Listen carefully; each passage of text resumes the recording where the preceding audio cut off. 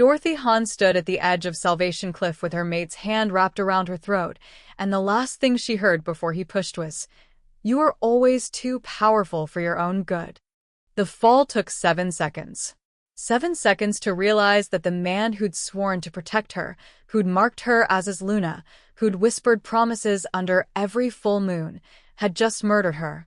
7 seconds to understand that William Smith, Alpha of Moonridge Pack, had been planning this for months. Maybe years. 7 seconds to feel the wind tearing at her clothes, the rocks rushing up to meet her, the absolute certainty that she was about to die. Except she didn't die. The cliff, sacred ground blessed by the moon goddess herself, designed to kill any wolf who wasn't pure of heart and bloodline, did something else entirely when Dorothy's body hit the bottom. It awakened something ancient, something that had been sleeping in her bloodline for generations. Something that made her eyes snap open with silver light instead of closing in death. Something that made her very, very angry. While Dorothy lay at the bottom of Salvation Cliff discovering she was apparently unkillable, William was already back at Moonridge staging her tragic accident. Crying convincing tears. Accepting condolences. Planning a funeral grand enough to legitimize his claim to her territory, her pack connections, her bloodline authority. He buried an empty coffin with full honors. Made speeches about his beloved mate who'd tragically fallen during a spiritual ceremony. Accepted her father's lands, her mother's alliances, her grandmother's ancient seat on the council. He thought he'd won. Thought he'd eliminated the only obstacle to absolute power. Thought Dorothy was dead and buried, and conveniently out of his way. He was wrong. 24 hours after William pushed her off Salvation Cliff, Dorothy walked into her own funeral. Alive. Glowing with silver divine light. Carrying the moon goddess's mark burning on her skin like brand of resurrection. And she had some questions for her husband. Starting with, why did you think a sacred cliff designed to kill the impure would kill the most pure-blooded Luna in 5 generations?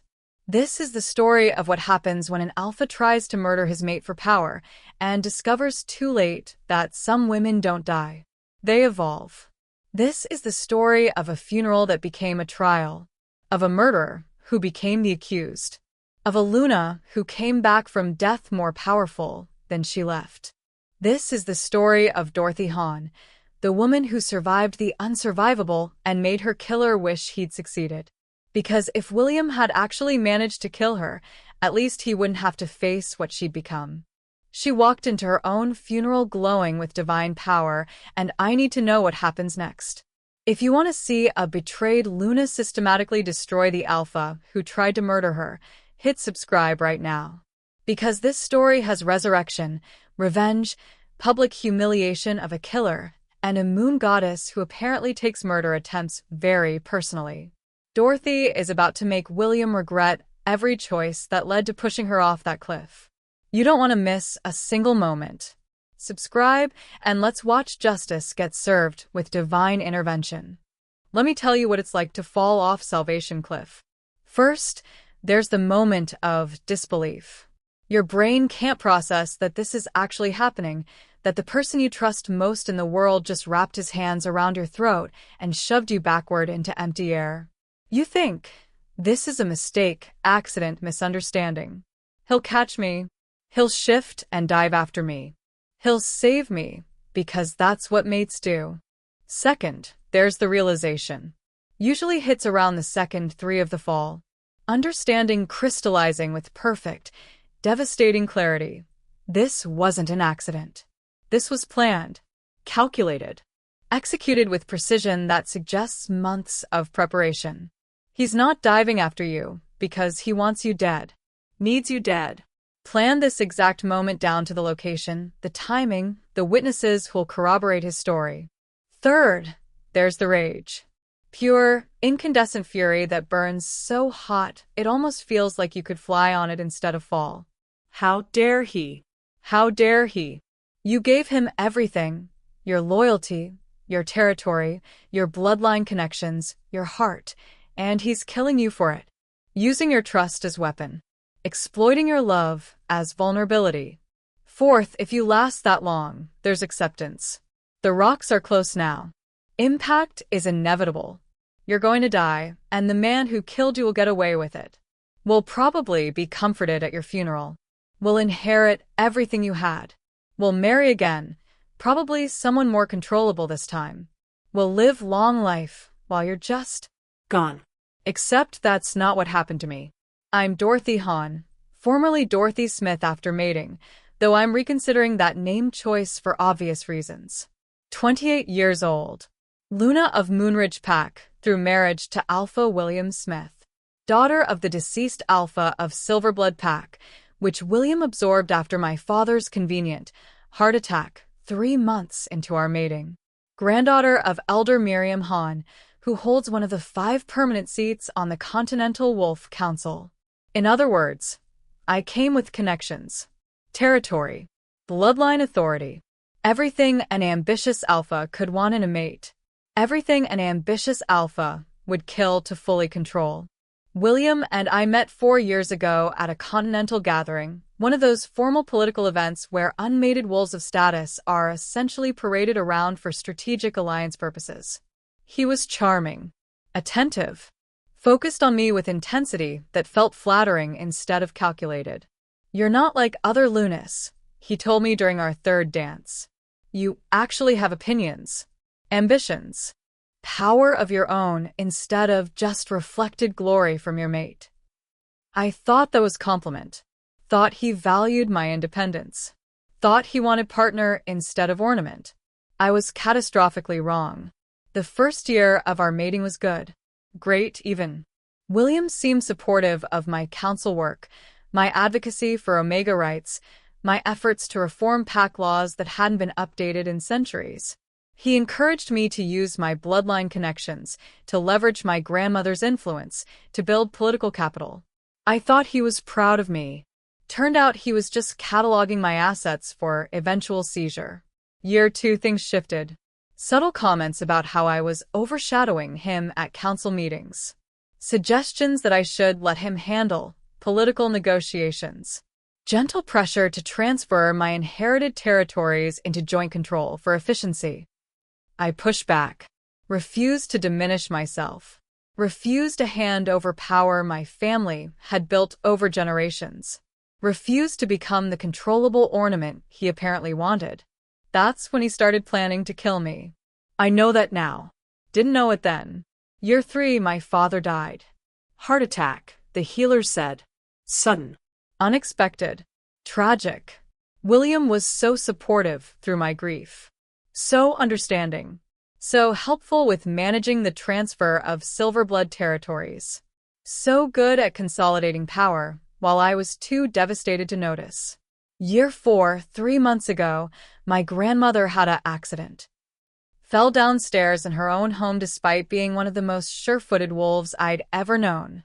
Survived, but injured badly enough to temporarily step down from the council. William suggested I take her seat.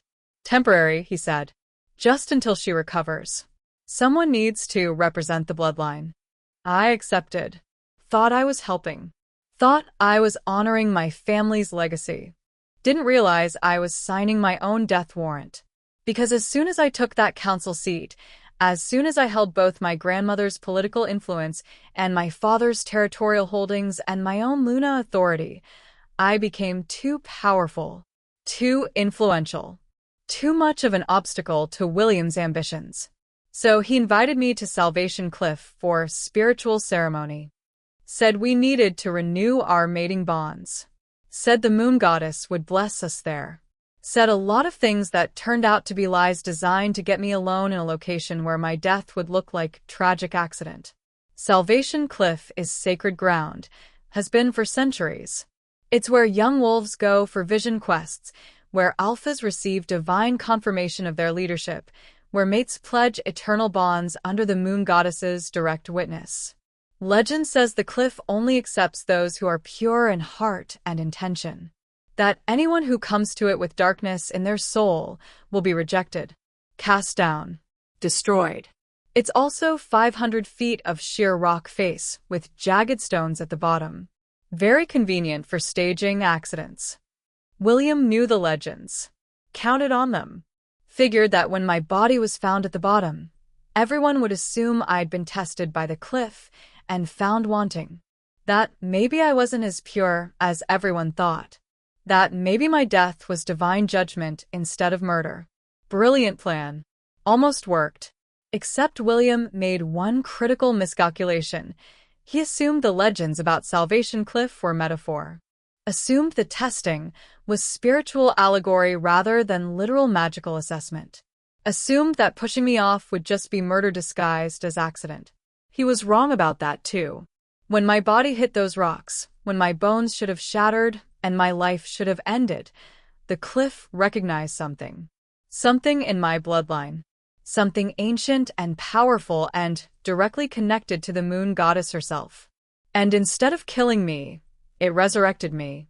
I woke up at the bottom of Salvation Cliff with silver light pouring from my eyes, the moon goddess's mark burning on my skin like divine brand, and absolutely zero broken bones despite falling 500 feet onto solid rock.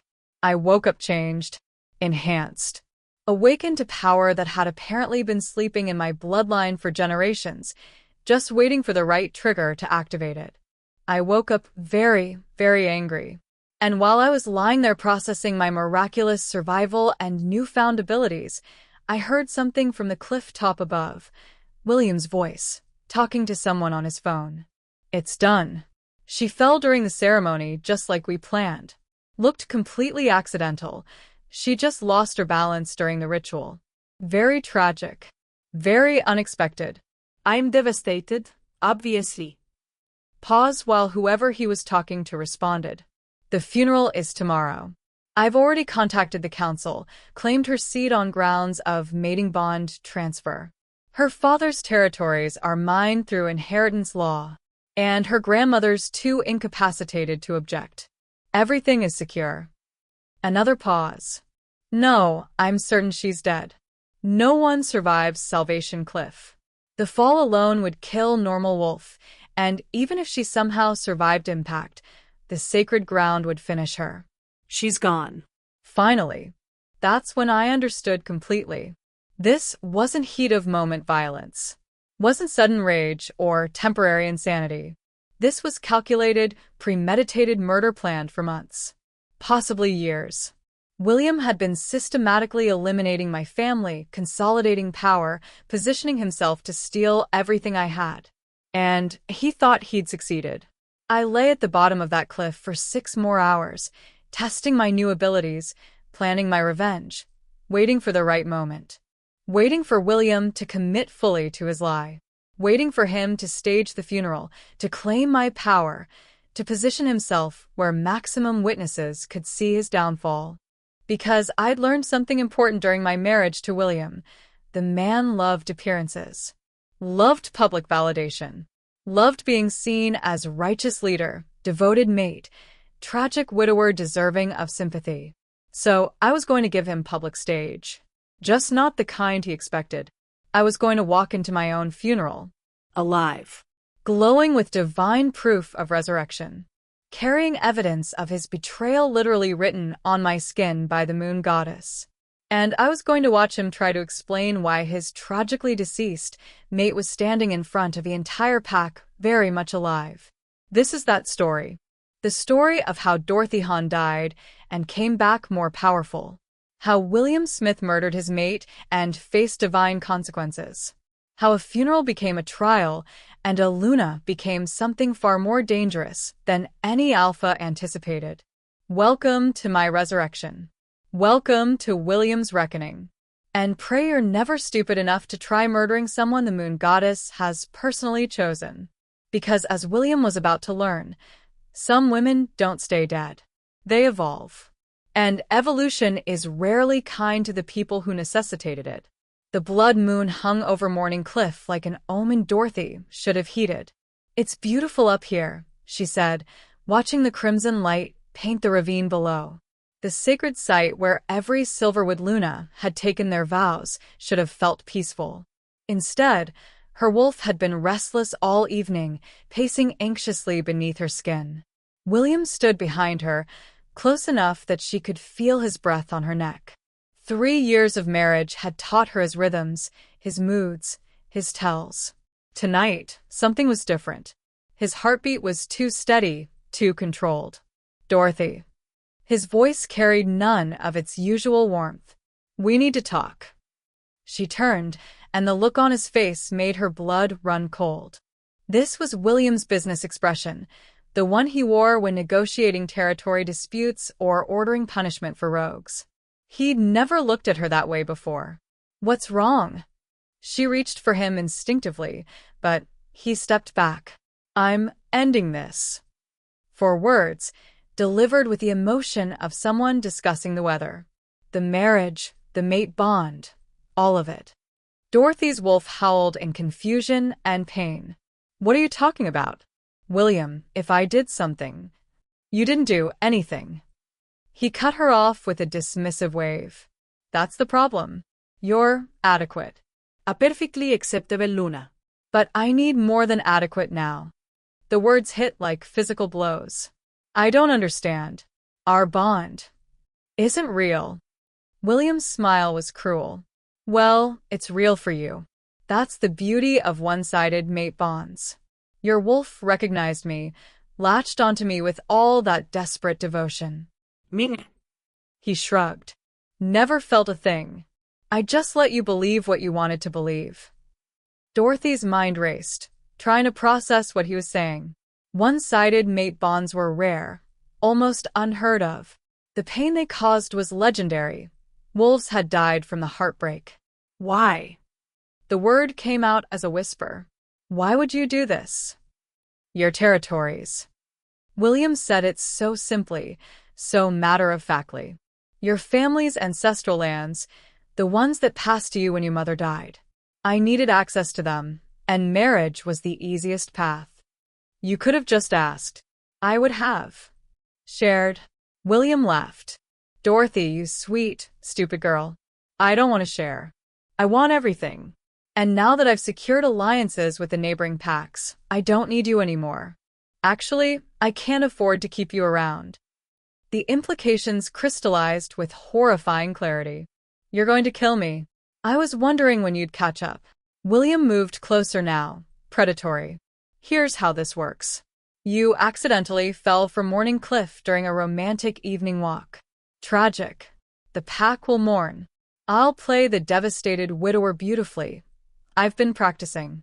And your territories will pass to me as your grieving mate. Dorothy's wolf surged forward, desperate to shift and fight, but William was faster. His hand closed around her throat, supernatural strength cutting off her air and her ability to transform. None of that, he said conversationally, dragging her toward the cliff edge. The fall needs to look authentic. Can't have defensive wounds mucking up the story. William, please. Dorothy clawed at his arm, but it was like scratching stone. The pack will know. They'll believe what I tell them. They always do. He positioned her at the very edge, 300 feet of empty air between her and the ravine below. You know what your real problem was, Dorothy? You're too trusting. Too soft.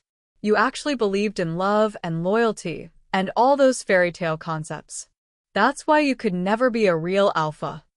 Her mother's face flashed through Dorothy's mind, the deathbed warning she'd never fully understood. If you ever face death at Morning Cliff, don't be afraid. Our ancestors will catch you. The cliff remembers its daughters. I'm not afraid, Dorothy said suddenly, and she saw William's confusion in the split second before he shoved her backward. Then she was falling. The wind screamed past her ears. The rocks below rushed up to meet her. Dorothy's wolf tried desperately to transform midair, but the physics were impossible. This high, this fast, there was no surviving this. Except, the moment before impact, everything changed. The air around Dorothy solidified, slowing her fall to something almost gentle. The cliff face itself seemed to ripple, ancient power awakening in the stone.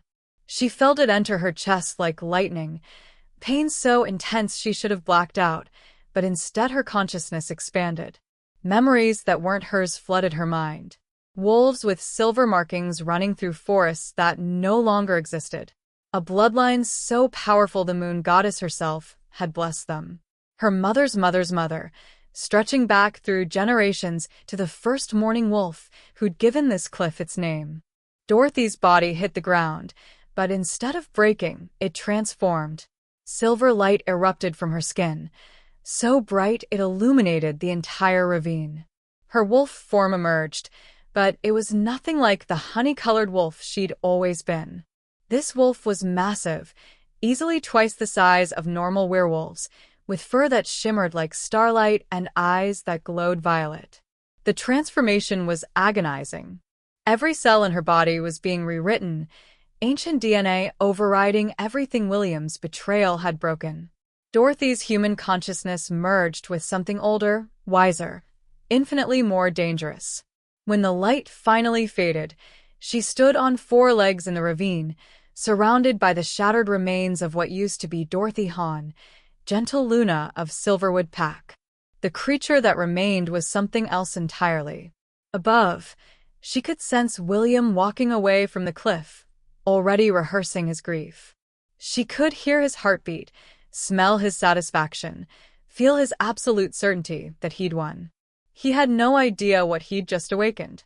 Dorothy tilted her massive head back and howled, a sound that echoed through the territory and made every wolf within 5 miles whimper in instinctive submission.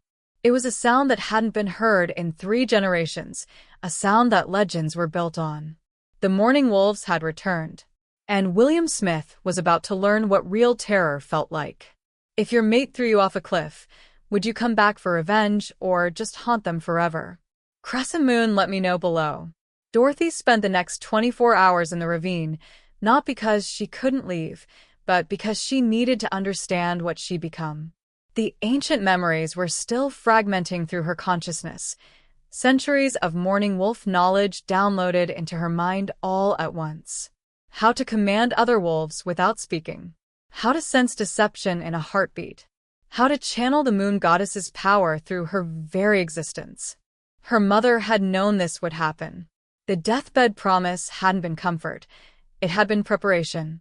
You'll understand when the time comes, her mother had whispered, barely conscious from the poisoning that William had probably orchestrated even then.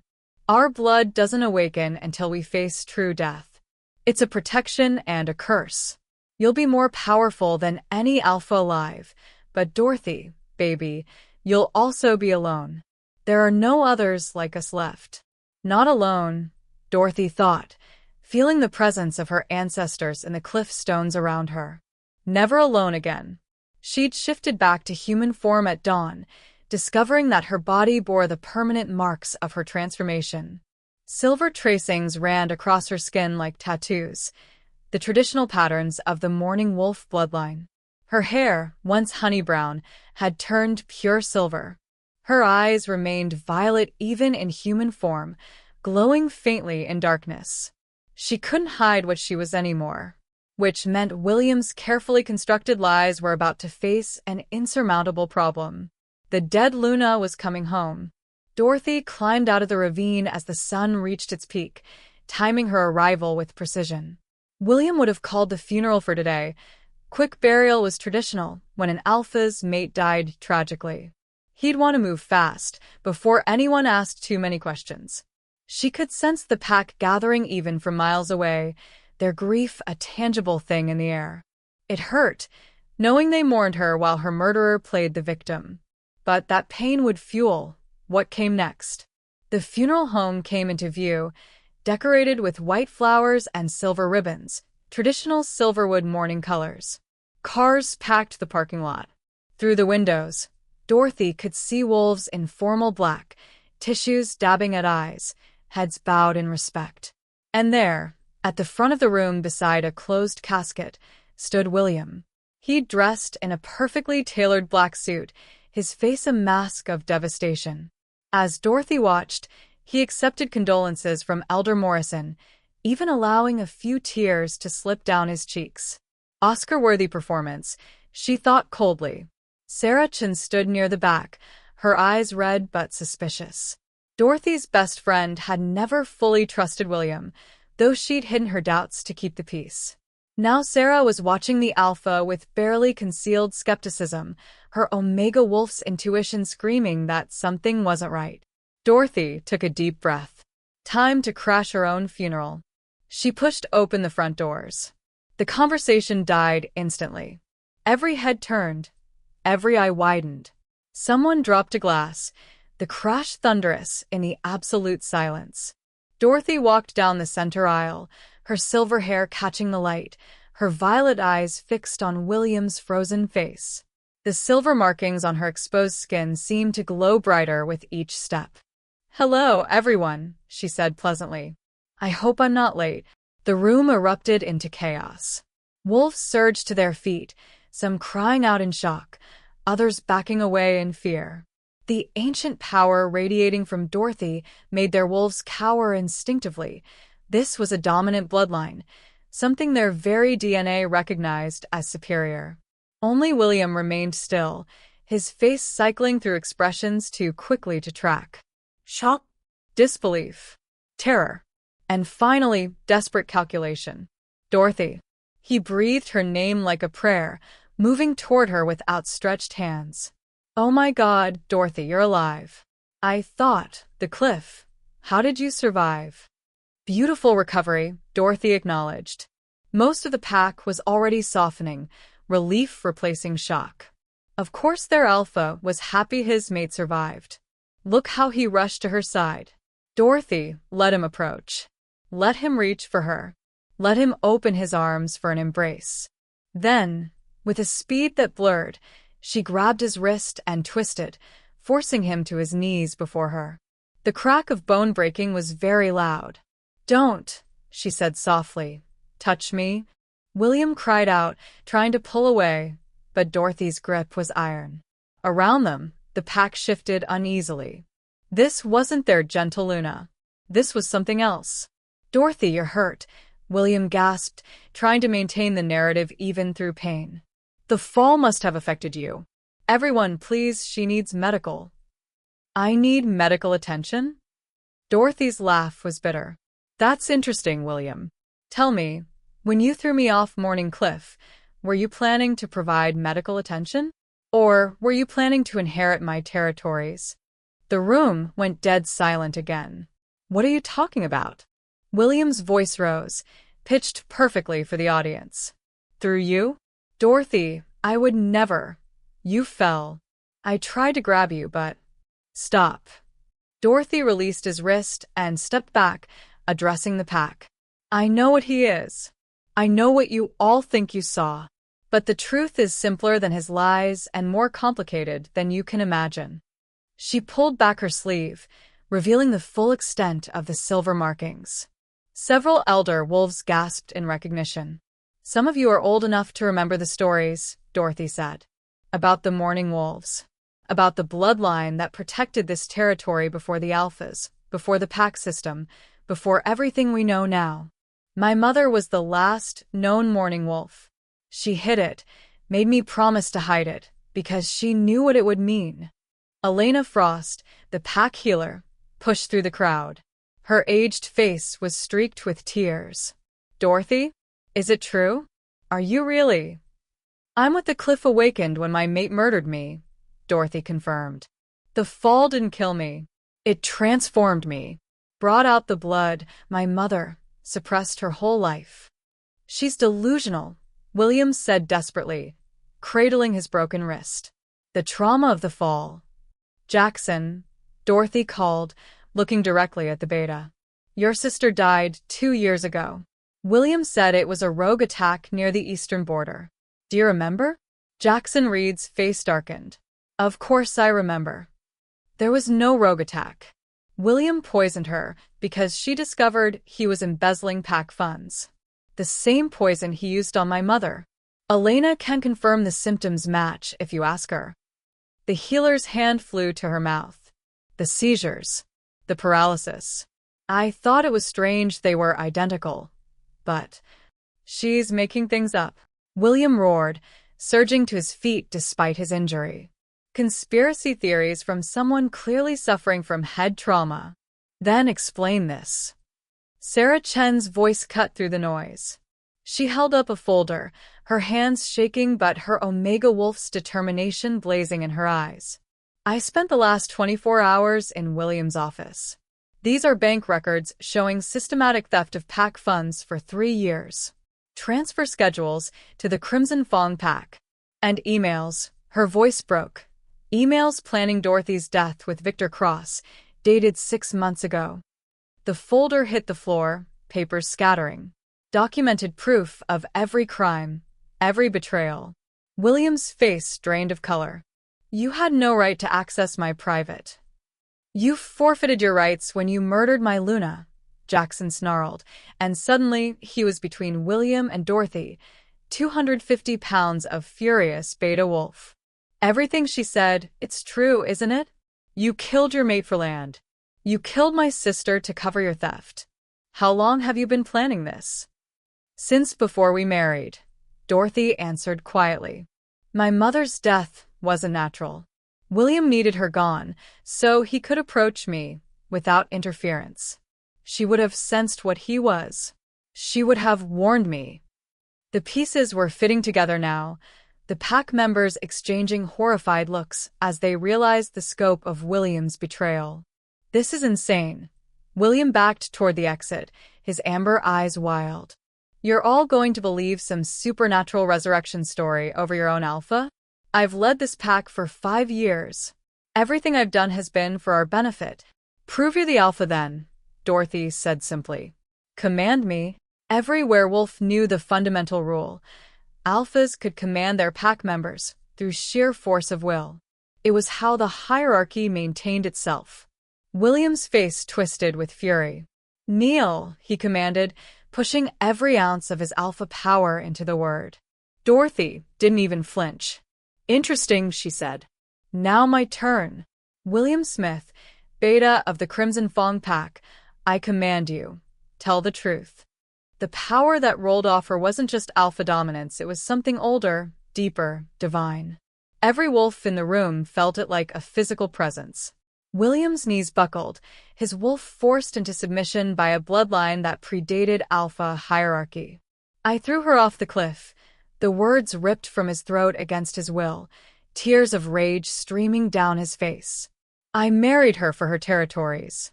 I've been planning this for years. I killed her mother. I killed Jackson's sister. I stole from the pack. I was going to merge us with Crimson Fawn and split the combined territory with Victor. The confessions kept coming, each one more damning than the last. Dorothy didn't release him until every crime had been spoken aloud, witnessed by the entire pack. When she finally let go, William collapsed to the floor, sobbing with fury and humiliation. The funeral's over, Dorothy said into the terrible silence. But not the way William planned. She walked to the closed casket at the front of the room and opened it. Inside, packed with stones and branches to simulate body weight, lay nothing but torn clothing, her clothing from the night of the cliff. He didn't even bother looking for a body, Dorothy observed. Too confident I was dead. Too eager to move forward with his plans. She turned to face the pack, standing beside the evidence of her own staged death. I'm taking back everything he stole, starting with my position as Luna. And because the Morning Wolf bloodline supersedes modern alpha hierarchy, I'm also claiming the alpha position. Anyone who wants to challenge this, speak now. The silence was absolute. Then, slowly, Jackson Reed went to one knee before her. My alpha, he said, voice thick with emotion. My Luna. I'm sorry, I didn't see it sooner. One by one, the pack followed. Wolves knelt, bared their throats in submission, acknowledged the ancient power that had awakened in their territory. Only William remained standing, and that was because he was still collapsed on the floor, his world shattered around him. Get him out of my sight, Dorothy commanded. And someone call Victor Cross. Tell him his co-conspirator just confessed everything, and the new alpha of Silverwood Pack would very much like to discuss those emails. As pack members dragged William away, still weeping, Dorothy finally allowed herself to feel the weight of what had happened. She'd survived. She'd exposed him. She'd won. But the grief of his betrayal, the pain of discovering their entire relationship had been a lie, that would take much longer to heal. Sarah appeared at her elbow, tears running freely. You died. I thought you died. I did, Dorothy said softly. The Dorothy who married William, who trusted blindly, who never saw the monster behind the smile. She died at Morning Cliff. What climbed out of that ravine is something else entirely. Is it better or worse? Dorothy looked at the kneeling pack, at the shattered casket, at the silver markings on her skin that meant she could never go back to being ordinary. Ask me in 100 years, she said, when I figured out what to do with immortality. Sarah's eyes widened. You're immortal? Morning wolves don't age past their prime. It's in the memories the cliff gave me. Dorothy managed a small smile. So, I've got plenty of time for revenge. Would you rather have supernatural powers or a mate who doesn't try to murder you? Tough choice, right? Grinning face with sweat, comment your pick. The pack-holding cells were designed for rogues and criminals, not for the alpha who'd commissioned their construction. William sat on the concrete bench, his broken wrist crudely bandaged, watching the corridor with empty eyes. Dorothy could feel him through the bond that still existed despite everything, one-sided maybe, but real enough that his emotions bled into her consciousness. Right now, he wasn't feeling fear or remorse. He was calculating. He's planning something, she told Jackson, who stood beside her outside the cell. His heart rate is too steady. He should be panicking. Maybe he's in shock, the beta suggested, though he didn't sound convinced. William doesn't do shock. He does contingency plans. Dorothy studied her former mate through the reinforced bars. How long until the council arrives? 2 hours. They're sending Elder Morrison's son since the elder is compromised. He was at the funeral, saw everything. They want a neutral party to verify the charges. Victor Cross. In the wind. The moment Sarah's evidence went public, he denied everything. Claims the emails are fabricated, that William was acting alone. Of course he did. Dorothy expected nothing less from someone who'd spent 40 years playing pack politics. Victor would sacrifice William without hesitation to save himself. Let me talk to him, Dorothy decided. Alone.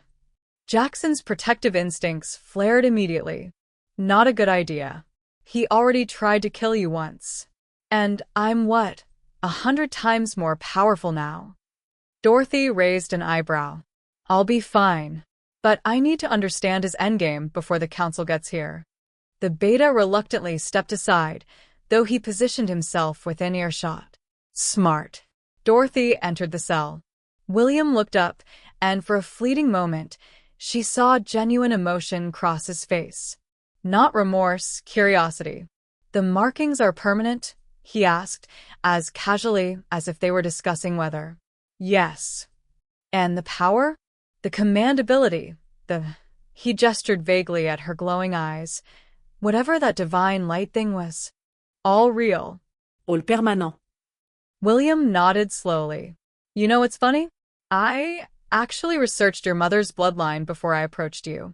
Found mentions of the Morning Wolves in some dusty archive. But every source said they were extinct, their power lost. I thought it was just mythology. It wasn't mythology. It was protection. We hid what we were so people like you wouldn't hunt us. People like me? William's laugh was bitter. Dorothy, I'm not special. I'm just ambitious. Half the alphas in this region would have done exactly what I did if they'd known what your bloodline was worth. And that makes it acceptable? It makes it predictable. He stood, moving closer to the bars. Here's what I don't understand. You suspected, didn't you? Months ago, maybe longer. You started watching me differently, asking careful questions. Why didn't you run? Why go to that cliff knowing I might kill you? Dorothy had asked herself the same question 1,000 times in the ravine. My mother told me about the cliff, about what would happen if I died there. I think part of me wanted the transformation, wanted an excuse to become what I was always meant to be. So you used me. William's smile was sharp. Let me play villain so you could justify unlocking your power. Dorothy, we're more alike than you want to admit. The words hit harder than they should have. Was there truth in them? Had she subconsciously engineered this outcome? No. William was a master manipulator, and this was manipulation. The difference, Dorothy said coldly, is that I didn't murder anyone to get what I wanted. You killed my mother, Jackson's sister. How many others, William? How many deaths are hidden in those bank accounts Sarah found? His expression flickered. Guilt? Impossible to tell. 17, he said finally. Over 5 years. Some were accidents made to look natural. Others were staged as rogue attacks. Your mother was the first. She figured out what I was planning before I could even approach you. Came to me privately, said she'd expose everything if I didn't leave the territory. So, I poisoned her tea at the Alpha's dinner. He said it so matter-of-factly, as if discussing a business transaction. The others were just cleanup. Loose ends. Dorothy's hands clenched, silver light sparking around her fingers. You feel nothing. I feel plenty. I'm furious right now. Disappointed. Embarrassed that I failed. William met her eyes. But remorse? No. Every person I killed was an obstacle to my goals. Removing obstacles is what leaders do. Leaders protect their people. Leaders protect their interests. The people are just resources. He tilted his head. You'll learn that once you've been alpha long enough. The moral superiority you're feeling right now, give it a decade. You'll make compromises. Sacrifice pawns for the greater good. Lie to your pack to keep them safe. And one day, you'll look in the mirror and see me staring back. Never. We'll see. William returned to his bench, wincing as he jarred his broken wrist. You want to know my endgame? It's simple. The council is sending Morrison Jr., young, idealistic, easily influenced. I'll claim temporary insanity brought on by grief. Say I was planning to confess, but the shock of your survival triggered a psychotic break. Your command forced those words out of me, but they weren't reliable because you were using ancient magic they don't understand. Dorothy's blood ran cold as she realized how plausible it sounded. They won't believe you. Won't they? You're standing here with glowing eyes and supernatural markings, claiming to be from a bloodline everyone thought was extinct. I'm the stable alpha they've known for 5 years. Sarah's evidence could be fabricated. Your testimony? Biased. Jackson's? He's your beta now, obviously influenced. William's smile was poison. At minimum, they'll demand an investigation. At best, they'll rule it a supernatural matter beyond pack law and defer to the moon goddess temple. Either way, you'll be tied up for months, maybe years. And in that time, I'll be working on Plan B. There is no Plan B. You confessed in front of 70 witnesses. 70 pack members who now answer to you. Their new alpha. 70 people whose testimony could be dismissed as coerced loyalty. William leaned forward. Dorothy, you're powerful, but you're politically naive. I've spent years building relationships with other alphas, with the council, with every power structure that matters. You've been a Luna for 3 years, most of which you spent arranging pack dinners and mediating disputes about territory markers. He wasn't wrong. Dorothy had never involved herself in politics, had trusted William to handle external relations while she managed internal pack dynamics. Here's my offer, William continued. Let me go. I'll disappear, leave the territory, never bother you again. In exchange, I'll provide testimony that clears Victor Cross of involvement. You'll need allies among the other alphas, and Victor's got connections you can't afford to lose. Why would I want Victor's friendship? He conspired with you to murder me. Yes, but he's a survivor. He'll respect strength, and you've proven you're strong. Me? I'm a liability now. But if you let me go, you get rid of a problem and gain an asset. Plus, you avoid months of council investigation that might expose other things. Dorothy's wolf bristled. What other things?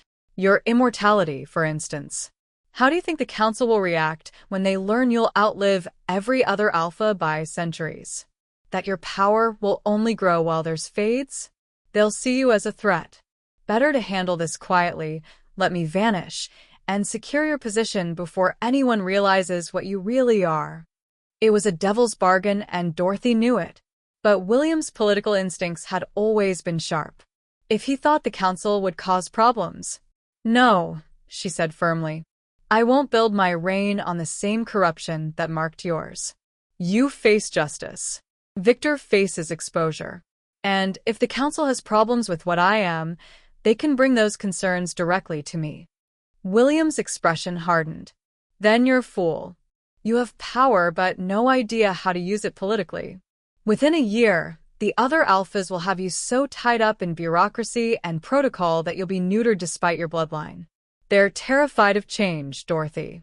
And you represent the biggest change werewolf society has seen in 3 centuries. Then I'll change werewolf society. Dorothy turned to leave. Enjoy the next 2 hours of freedom, William. After the council arrives, you'll spend the rest of your very mortal life in a cell. One more thing. William called after her. The mate bond. You said it was one-sided, that your wolf recognized me but mine didn't feel anything. That wasn't entirely true. Dorothy froze in the doorway. My wolf did recognize you, William admitted. About 6 months ago. After years of faking it, the bond suddenly snapped into place. And I felt everything. The love, the loyalty, the desperate need to protect you. It was horrifying.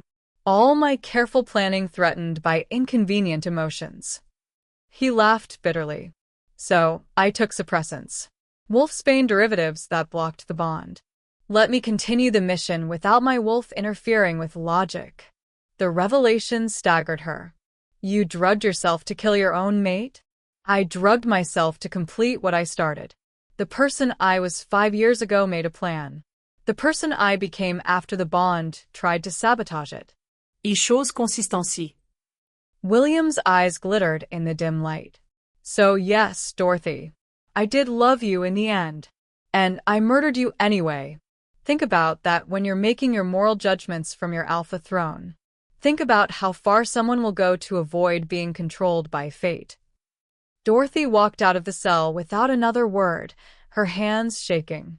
Jackson took one look at her face and pulled her into a corridor alcove. What did he say? Everything and nothing. Dorothy pressed her palms against the cool wall, trying to center herself. He's going to fight the charges. Claim temporary insanity, magical coercion, anything to create doubt. And he's probably right that some council members will listen. Then we make the evidence irrefutable. Sarah's documentation, Elena's medical testimony, the pack members who witnessed the confession. All potentially dismissed as circumstantial or biased. Dorothy's strategic mind, sharpened by 3 generations of inherited knowledge, began calculating possibilities. We need something they can't dispute. Something that proves William's crimes beyond any supernatural influence. Like what? Dorothy pulled out her phone, scrolling through contacts until she found the name she needed. Victor Cross is trying to distance himself from William. But he's also a coward. If we make him more afraid of me than of exposure. She dialed. The Crimson Fong Alpha answered on the 3rd ring, his voice carefully neutral. Alpha Han, I was sorry to hear about your near-death experience. Cut the bullshit, Victor. I have copies of every email, every bank transfer, every piece of your conspiracy with William.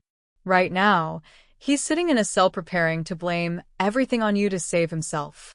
A long pause. I see. Here's what's going to happen. You're going to provide a complete statement to the council confirming every detail of your involvement. In exchange, I won't push for your execution. You'll face pack leadership removal and exile, but you'll live. And if I refuse? Then I release everything publicly and let the 7 other alphas you've stolen from over the years tear you apart. Your choice, Victor. Make it fast. Council arrives in 90 minutes. She could practically hear him calculating through the phone. Victor Cross hadn't survived 4 decades of pack politics by being stupid. I want immunity in writing, he said finally. Guaranteed exile to neutral territory, not rogue status. And protection from retaliation by other alphas. Done. Send your statement within the hour. Dorothy hung up and found Jackson staring at her with something like awe. That was... He searched for words. Ruthless. Strategic. Nothing like our old Luna. Our old Luna is dead, Dorothy said quietly. This is who I am now. Who I have to be. The beta nodded slowly. Then I'll follow this alpha. The one who protects the pack, even if it means making hard choices. Even if I become what William said? Power-hungry, morally compromised, willing to sacrifice pawns. You won't. Jackson's certainty was absolute. Because you're asking the question. William never did.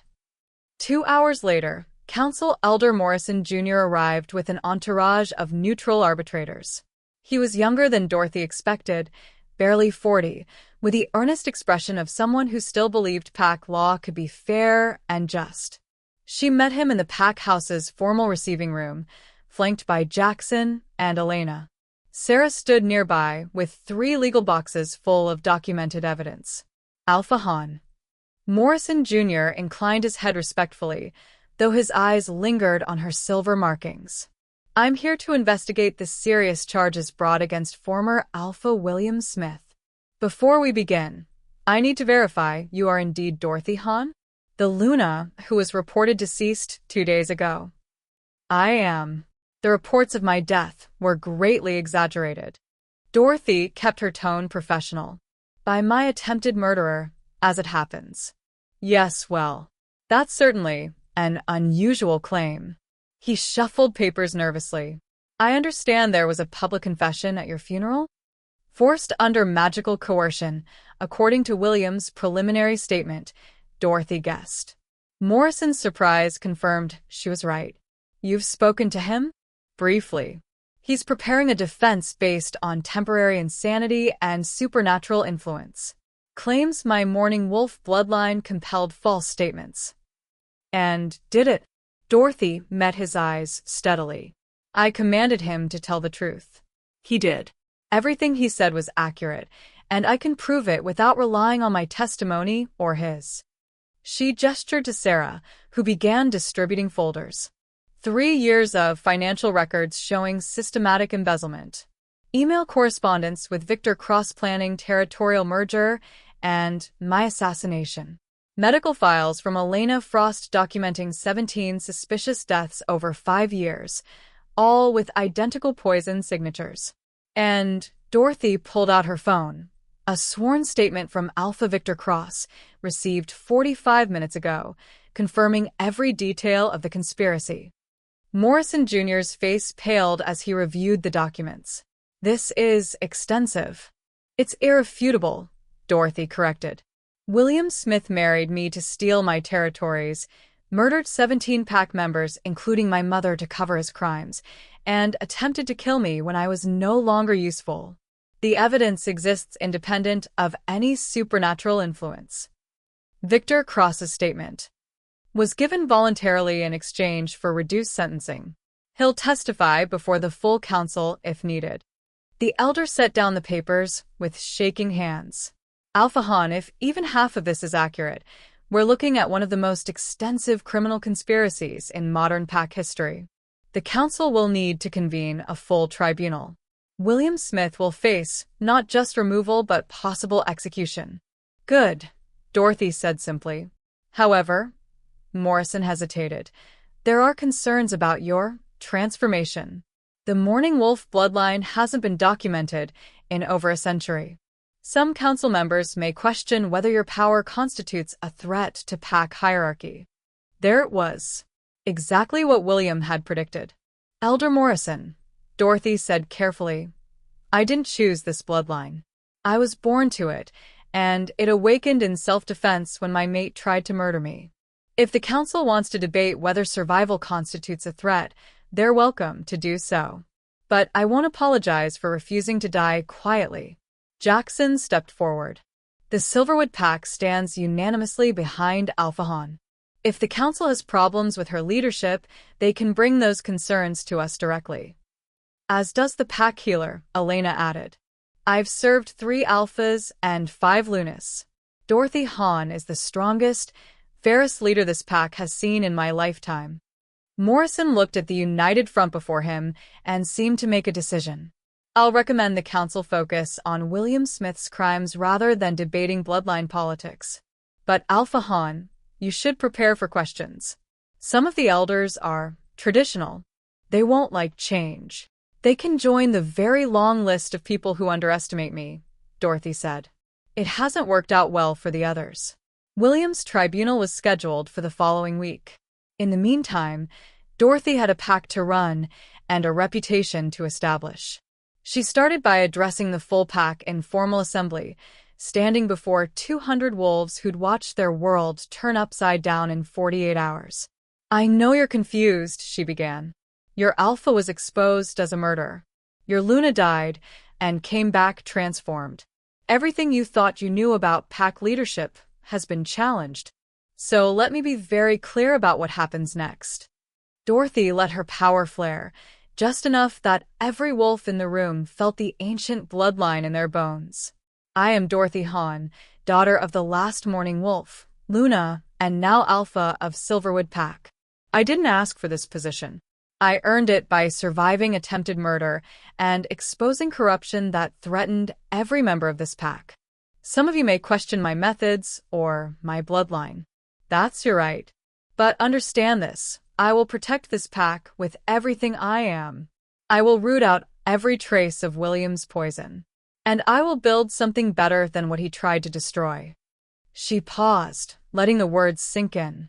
If you can't follow me, leave now. No judgment, no retaliation. I want wolves who choose this pack, not ones bound by obligation to a leader they fear. Silence. Dorothy counted heartbeats, watching for movement. No one left. Finally, a young wolf near the back raised his hand. Alpha? What about the other packs? Will they accept a morning wolf leader? Some will. Some won't. We'll deal with each as they come. Dorothy smiled grimly. But anyone who tries what William did will learn very quickly why morning wolves don't die easy. Nervous laughter rippled through the assembly. Good. Fear was useful, but loyalty was better. Any other questions? What happens to us? The speaker was Marcus Webb, one of William's former enforcers. Those of us who served him who didn't see what he was. Are we punished for failing to stop him? It was the question Dorothy had been dreading. How many pack members had genuinely been fooled versus how many had suspected and stayed silent. I'm not interested in collective punishment, she said. William was a master manipulator. He fooled all of us, including me. But going forward, I expect vigilance. If you see corruption, report it. If you suspect wrongdoing, investigate it. We're rebuilding this pack on transparency, not blind loyalty. Marcus nodded, relief obvious on his face. The assembly continued for another hour, Dorothy answering questions about everything from territory management to her plans for pack training. By the end, she could feel the shift. Wolves who'd entered uncertain were leaving committed. Sarah found her afterward, exhaustion written in every line of her body. You did good. Really good. I threatened and commanded and manipulated them into loyalty, Dorothy said tiredly. Not sure how good that is. You gave them clarity in chaos. That's leadership. Sarah handed her a tablet. Also, 3 neighboring alphas have requested meetings. They want to welcome the new Silverwood Alpha and discuss mutual interests. Translation: they want to see if I'm weak enough to exploit. Probably. You want me to schedule them? Dorothy considered. Politically, she should accept immediately, show confidence and openness. But strategically, schedule them for after William's tribunal, she decided. Let them wonder. Let them hear about the evidence and the sentencing. Then they can come welcome me knowing exactly what happens to wolves who threaten this pack. Sarah's grin was sharp. I love Morning Wolf, Dorothy. She's terrifying. Good. Terrifying keeps us alive. The week before the tribunal, Dorothy barely slept. She reviewed evidence, prepared testimony, ran the pack, and dealt with the constant political maneuvering from neighboring territories. Jackson became her anchor, managing the details she didn't have time for and providing the kind of steady support William had never offered. Not a mate, Dorothy's wolf was still too raw from betrayal for that, but a true partner in leadership. The tribunal council is set, he reported on the 6th day. 7 elders, including Morrison Jr. Victor Cross will testify remotely. Williams requested a defense advocate, which is his right. Who's representing him? Malcolm Pierce. High-profile lawyer from the Eastern Territories. Specializes in getting guilty alphas reduced sentences. Dorothy's stomach sank. Pierce was legendary, brutal, effective, and completely amoral. If anyone could create doubt about William's guilt despite the evidence, it was him. Then we prepare for the worst, she said. Assume Pierce will attack every piece of evidence, every witness, every claim we make. What's our weakest point? Jackson didn't hesitate. Your transformation. It's the one thing we can't physically prove beyond your testimony. Pierce will claim you faked the fall, faked the resurrection, orchestrated everything to steal power from William. Can he convince the council of that? If he's good, maybe. The Mourning Wolf bloodline is ancient history to them. They might be more willing to believe in an ambitious Luna staging a coup than in mythology coming to life. Dorothy paced the office, her mind racing. Then we don't rely on the transformation. We focus on the concrete evidence, the bank records, the emails, the poison, the 17 deaths. Things Pierce can't dispute. And if he brings up your command ability, the forced confession. We own it. Yes, I commanded William to tell the truth. Yes, my bloodline gives me that power. But the truth he spoke aligns with physical evidence that existed before anyone knew I was alive. The command didn't create false memories. It forced honesty about actions he'd already taken. Jackson nodded slowly. That could work. Frame it as supernatural truth verification rather than manipulation. Exactly. We're not hiding what I am. We're proving that what I am doesn't change what he did. The tribunal convened in the council chamber, a massive stone building that predated modern pack territories. Dorothy arrived with Jackson and Sarah, dressed in formal alpha attire, white and silver, the traditional Mourning Wolf colors she'd found in her mother's old belongings. The 7 elders sat in a semicircle, their expressions ranging from curious to hostile. Morrison Jr. gave her an encouraging nod. The others were inscrutable. William entered in chains, flanked by guards. He'd cleaned up, suit pressed, hair neat, broken wrist properly healed. Malcolm Pierce walked beside him, a silver-haired wolf whose reputation preceded him like a storm front. The council recognizes this tribunal on charges brought by Alpha Dorothy Hahn against former Alpha William Smith, Elder Morrison announced. Charges include 17 counts of murder, conspiracy to commit murder, embezzlement of pack funds, and treason against the pack hierarchy. How does the accused plead? Pierce stood. Not guilty on all counts, Elder. My client maintains that the charges stem from misunderstood events combined with supernatural coercion by Alpha Hahn, whose recently acquired powers have not been properly vetted by this council. And so it began. The prosecution presented first. Dorothy laid out the timeline methodically. Her mother's death, William's courtship, the 3 years of marriage built on lies, the discovery of discrepancies, and finally the cliff. Sarah presented the financial evidence. Elena described the poison signatures. Jackson testified about his sister's death and William's suspicious behavior afterward. Pierce cross-examined each witness, with surgical precision. Pack Healer Frost, you testified that 17 deaths showed identical poison signatures. But you never actually tested for poison in any case, did you? Elena hesitated. The symptoms were consistent with. Yes or no, Healer. Did you test for poison? No, but So your testimony is based on speculation, not evidence. Medical expertise. Elena corrected sharply. 30 years of it. Speculation, Pierce repeated, then moved to Jackson. Beta Reed, you claim William killed your sister. But the investigation at the time ruled it a rogue attack. Are you suggesting the entire investigative team was incompetent or complicit? I'm suggesting they were lied to, Jackson growled. By whom? Your sister was found alone near the eastern border. No witnesses, no evidence of pack involvement. Your grief is understandable, but it doesn't make your accusations factual. By the time Pierce finished, doubt had crept into the chamber. Maybe the poison was just unfortunate coincidence. Maybe the rogue attack was exactly what it appeared. Maybe William's financial transfers had innocent explanations. Then Victor Cross's remote testimony began. The Crimson Fong Alpha appeared on screen, looking smaller somehow. Defeated. State your relationship with William Smith, Morrison Jr. prompted. We were co-conspirators, Victor said flatly. William approached me 2 years ago with a proposal to merge our territories. He would eliminate Dorothy Hahn and inherit her lands. I would provide political cover and financial support. In exchange, we'd split the combined territory 60-40 in his favor. The chamber erupted. Pierce shot to his feet.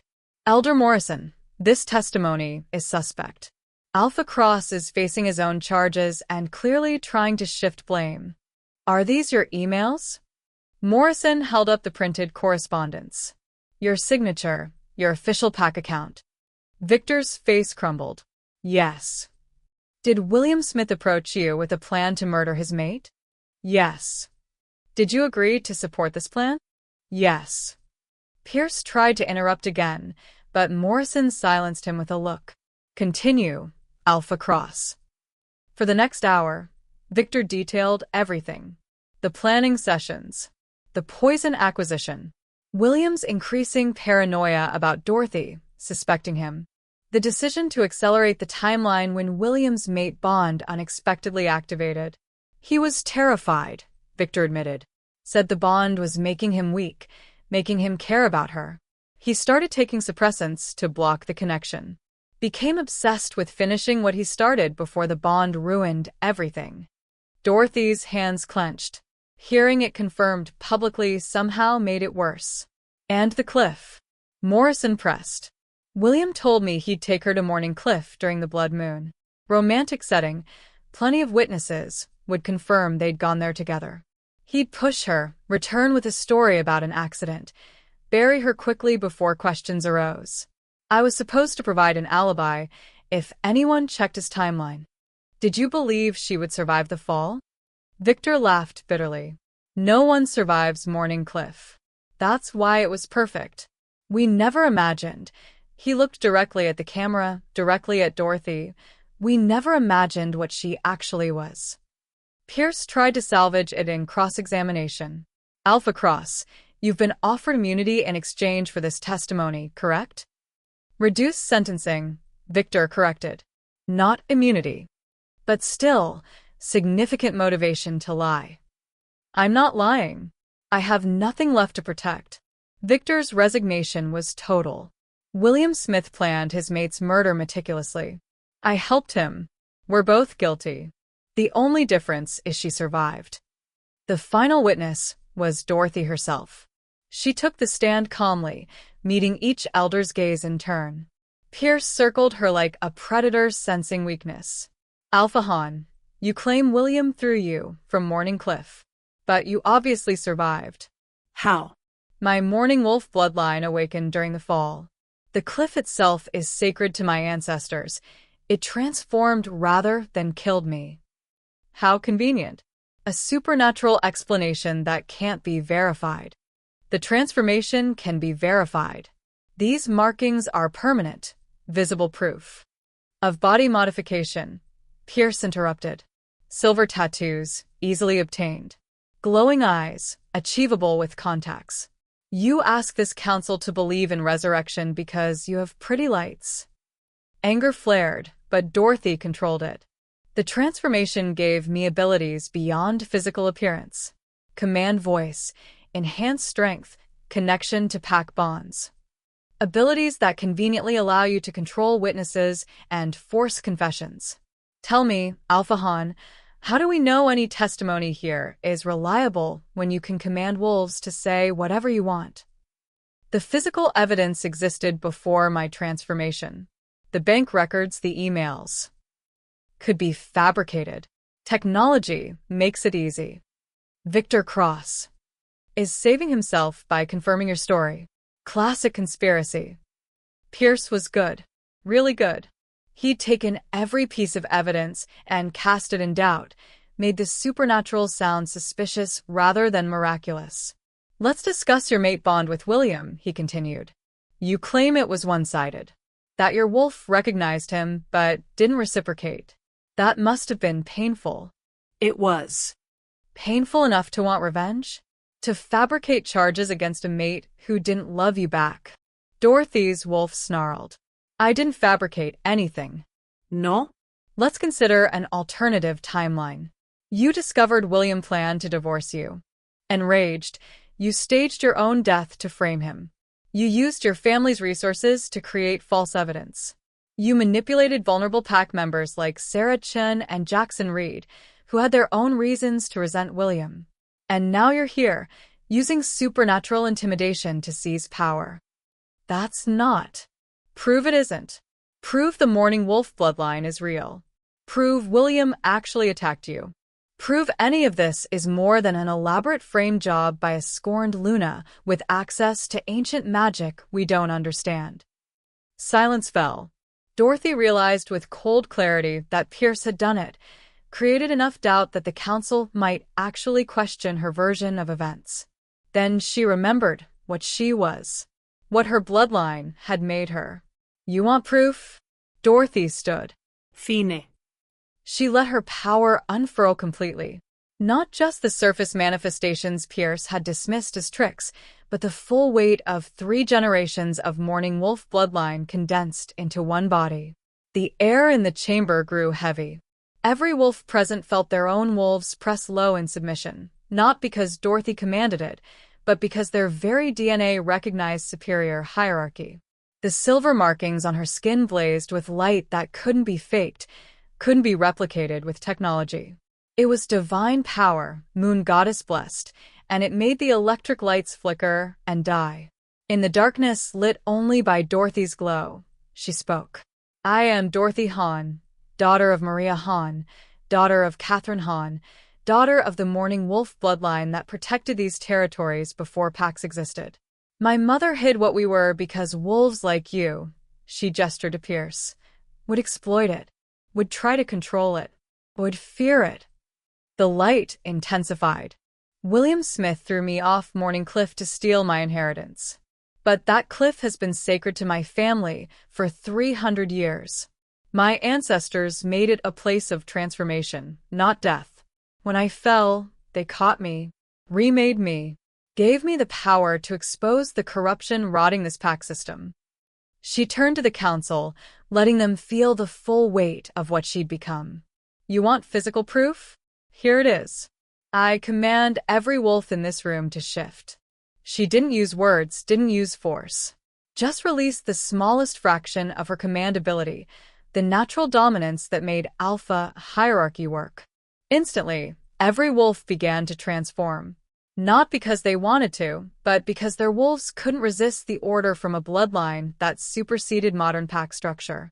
Pierce shifted mid-sentence, his expensive suit tearing. The guards flanking William shifted. Even William himself, despite the chains and suppressants, felt his wolf forced forward. Only Dorothy remained human, standing in a chamber full of involuntarily shifted wolves. Now tell me, she said calmly, how I faked that. She released the command. Wolves shifted back, gasping and shaken. Pierce looked at her with genuine fear for the first time. The Morning Wolves didn't go extinct, Dorothy told the council. We just got very good at hiding. But I'm done hiding. I'm done apologizing for surviving. And I'm done pretending William Smith's crimes are anything less than attempted murder of his own mate. She sat back down, the glow fading but her point made. Morrison Jr. found his voice first. Does the defense have any other questions for Alpha Han?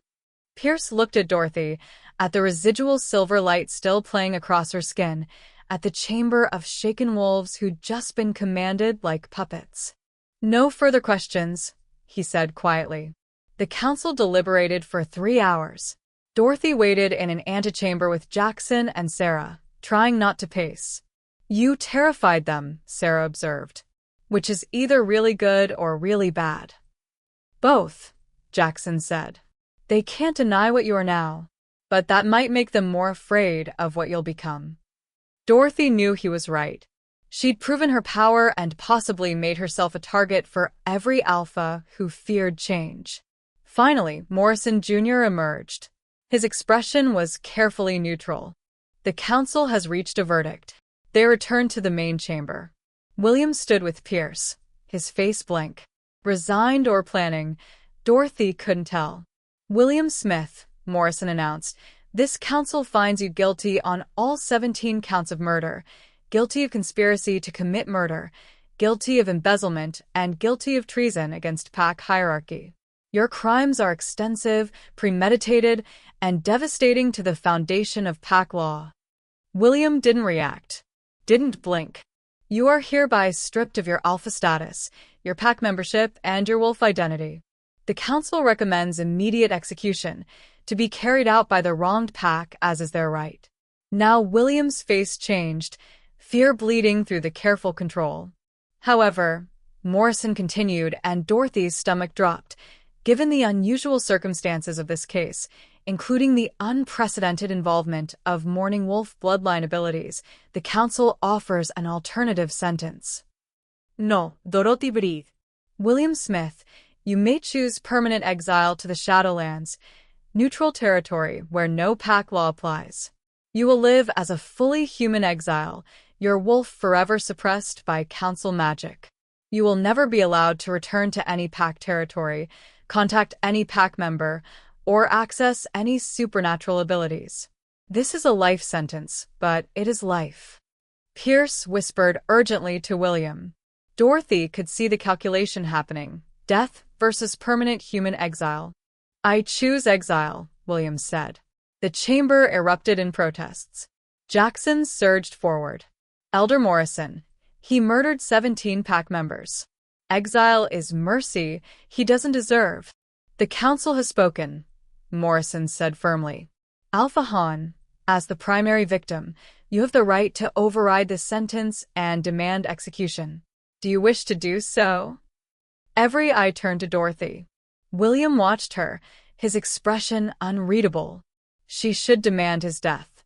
He'd killed her mother, killed Jackson's sister, killed 15 others whose names she now knew by heart.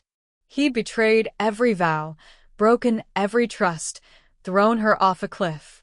But looking at him now, stripped of everything he'd valued, facing an existence as a powerless human in a world of wolves, Dorothy realized death might be the kinder sentence. I accept the council's ruling, she said quietly.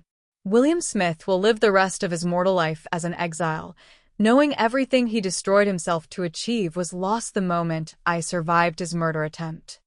William's face crumbled. Just for a moment, she saw genuine emotion, devastation at the scope of his failure. Then the guards took him away, and Dorothy would never see him again. Execution or exile? Which would you choose for your attempted murderer? Death seems too easy, right? Balance scale, drop your judgment below. The week after William's sentencing, Dorothy learned that victory tasted like ashes and political maneuvering. 7 neighboring alphas requested audiences within days of each other. All came bearing gifts and false smiles, testing the new Silverwood leader's strength with carefully worded challenges disguised as diplomatic pleasantries.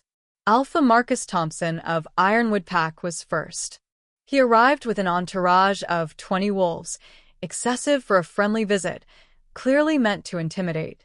Dorothy received him in the formal pack hall with Jackson at her right hand and Sarah at her left, both positioned close enough to intervene if things went wrong. Alpha Han. Thompson's smile didn't reach his eyes.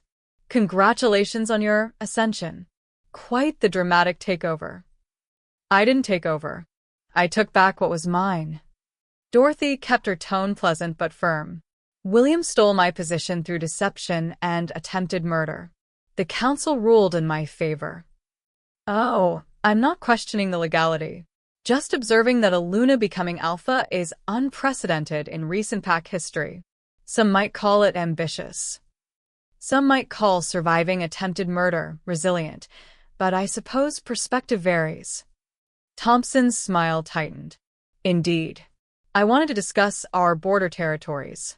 William and I had an arrangement about hunting rights in the shared forest region. I trust you'll honor those agreements.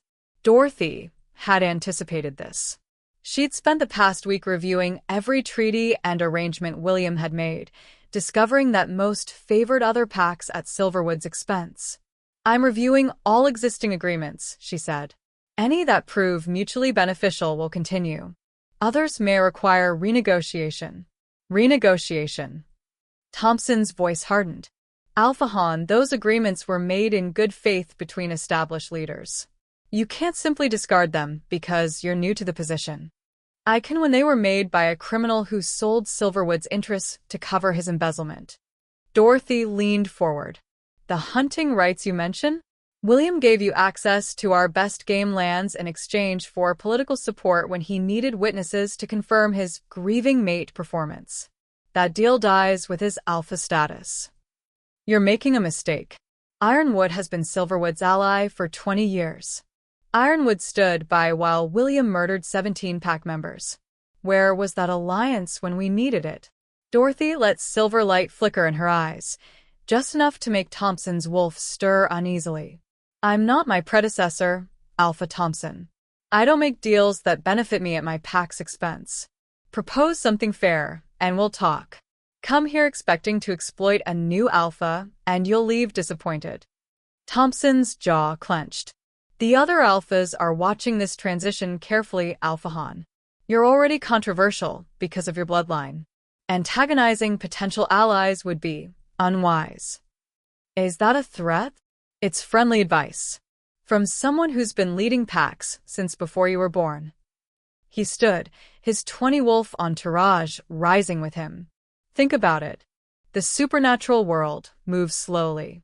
Alphas who push too hard, too fast, often find themselves isolated. And isolation can be dangerous, especially for young leaders still learning the rules. After Thompson left, Sarah let out a breath she'd been holding. Well, that was terrifying and amazing. Please tell me you have a plan beyond antagonizing every alpha in the region. The plan is establishing that Silverwood won't be pushed around anymore. Dorothy reviewed her notes on the remaining visiting alphas. William made us weak by prioritizing his schemes over pack strength. These visits aren't diplomacy. They're vultures checking if I'm vulnerable enough to exploit. Are you? Jackson asked bluntly. Dorothy considered. In pure military strength, Silverwood was mid-tier. In political influence, they were recovering from William's criminal exposure. In leadership experience, she was barely a month into being alpha. But in raw supernatural power, she was unmatched. Let's find out, she said. The second visitor was Alpha Victoria Hayes of Moonstone Pack, who brought a completely different approach. Dorothy. Victoria embraced her like an old friend, though they'd met exactly once at a regional Alpha Summit 3 years ago. I'm so relieved you survived that horrible ordeal. When I heard what William did, I was absolutely devastated. What a monster. The performance was polished, sympathetic female alpha supporting wronged Luna. Dorothy didn't trust it for a second. Thank you for your concern, Victoria. I appreciate you taking time from your pack duties to visit. Oh, please call me Vic. We're colleagues now. Sisters in alpha leadership, which is still far too rare in our community. Victoria settled into the offered chair with practiced grace. I wanted to discuss something that might interest you. As you know, Moonstone has extensive connections in the broader supernatural community, vampires, witches, fae diplomats. Connections that could be very valuable to a new alpha establishing her position. Here it comes, Dorothy thought. In exchange for access to these networks, I was hoping Silverwood might consider a small adjustment to our shared water rights. Nothing dramatic, just allowing Moonstone priority access during dry seasons. Given that you're still building your reputation, having powerful friends in the supernatural community could be crucial. Dorothy let the offer hang in the air for a moment. Let me make sure I understand. You want me to give up Silverwood's water rights, which become critical during droughts, in exchange for introductions to supernatural leaders I may never need. When you put it that way, it sounds transactional. Victoria's laugh was musical. Think of it as an investment in your future. The supernatural community respects power and connections. I can provide both. I appreciate the offer, but Silverwood's water security isn't for sale. Dorothy kept her voice pleasant. However, I'm interested in building genuine alliances. If Moonstone wants to establish stronger ties, perhaps we could discuss mutual defense agreements, combined training exercises, things that benefit both packs equally. Victoria's smile froze slightly. Those are larger commitments than I was anticipating. Real alliances usually are. Dorothy tilted her head. Was there something else you wanted to discuss? The Moonstone Alpha recovered quickly. Actually, yes. There are concerns in the broader Alpha community about the Morning Wolf bloodline. Some of the older Alphas remember stories about your ancestors' abilities, the command power, the longevity, the connection to divine authority. They're worried about what this means for pack hierarchy. Worried I'll command them all into submission? Worried that normal Alpha authority might become obsolete if ancient bloodlines start awakening. Victoria leaned forward conspiratorially. Between you and me, Dorothy, half the regional Alphas are terrified you'll decide modern pack structure doesn't apply to you. That you'll start building some kind of empire based on supernatural supremacy. Dorothy processed this. It made sense. She'd basically demonstrated she could override any Alpha's authority with her command ability. From their perspective, she was a walking threat to everything pack hierarchy was built on. Tell the concerned Alphas that I have no interest in empire building, Dorothy said firmly. I'm focused on rebuilding Silverwood and establishing fair relationships with neighboring packs. The Morning Wolf bloodline isn't a weapon, it's my heritage. I won't apologize for it, but I won't use it to dominate others either. And if they don't believe you, then they can visit Silverwood and see for themselves. I'm not hiding what I am, Victoria. But I'm also not the villain some Alphas seem to want me to be. Victoria studied her for a long moment. You know what? I actually believe you. You're either genuinely principled or an incredible actress. Can't I be both? The Moonstone Alpha laughed, this time with real amusement. Fair enough. Look, I'll be honest. I came here planning to exploit a new Alpha who didn't know the political game yet. But I'm starting to think that approach might backfire spectacularly. Probably, Dorothy agreed. So here's a genuine offer, no strings attached. There's an Alpha Summit in 6 weeks.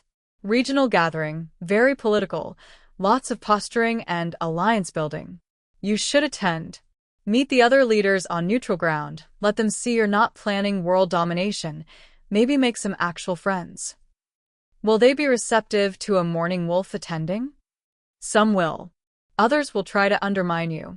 But staying away sends the wrong message, makes you look weak or isolationist. Victoria stood. Think about it. And Dorothy? Watch out for Alpha Garrett of Stonehaven Pack. He's been pushing for council intervention to investigate your bloodline abilities. Claims you're a supernatural threat that needs containment.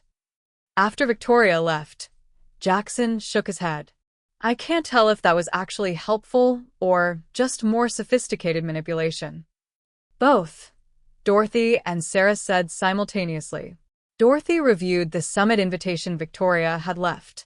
6 weeks to prepare for meeting every regional Alpha at once, many of whom already feared or resented her. We're going, she decided. Victoria's right. Hiding makes me look weak.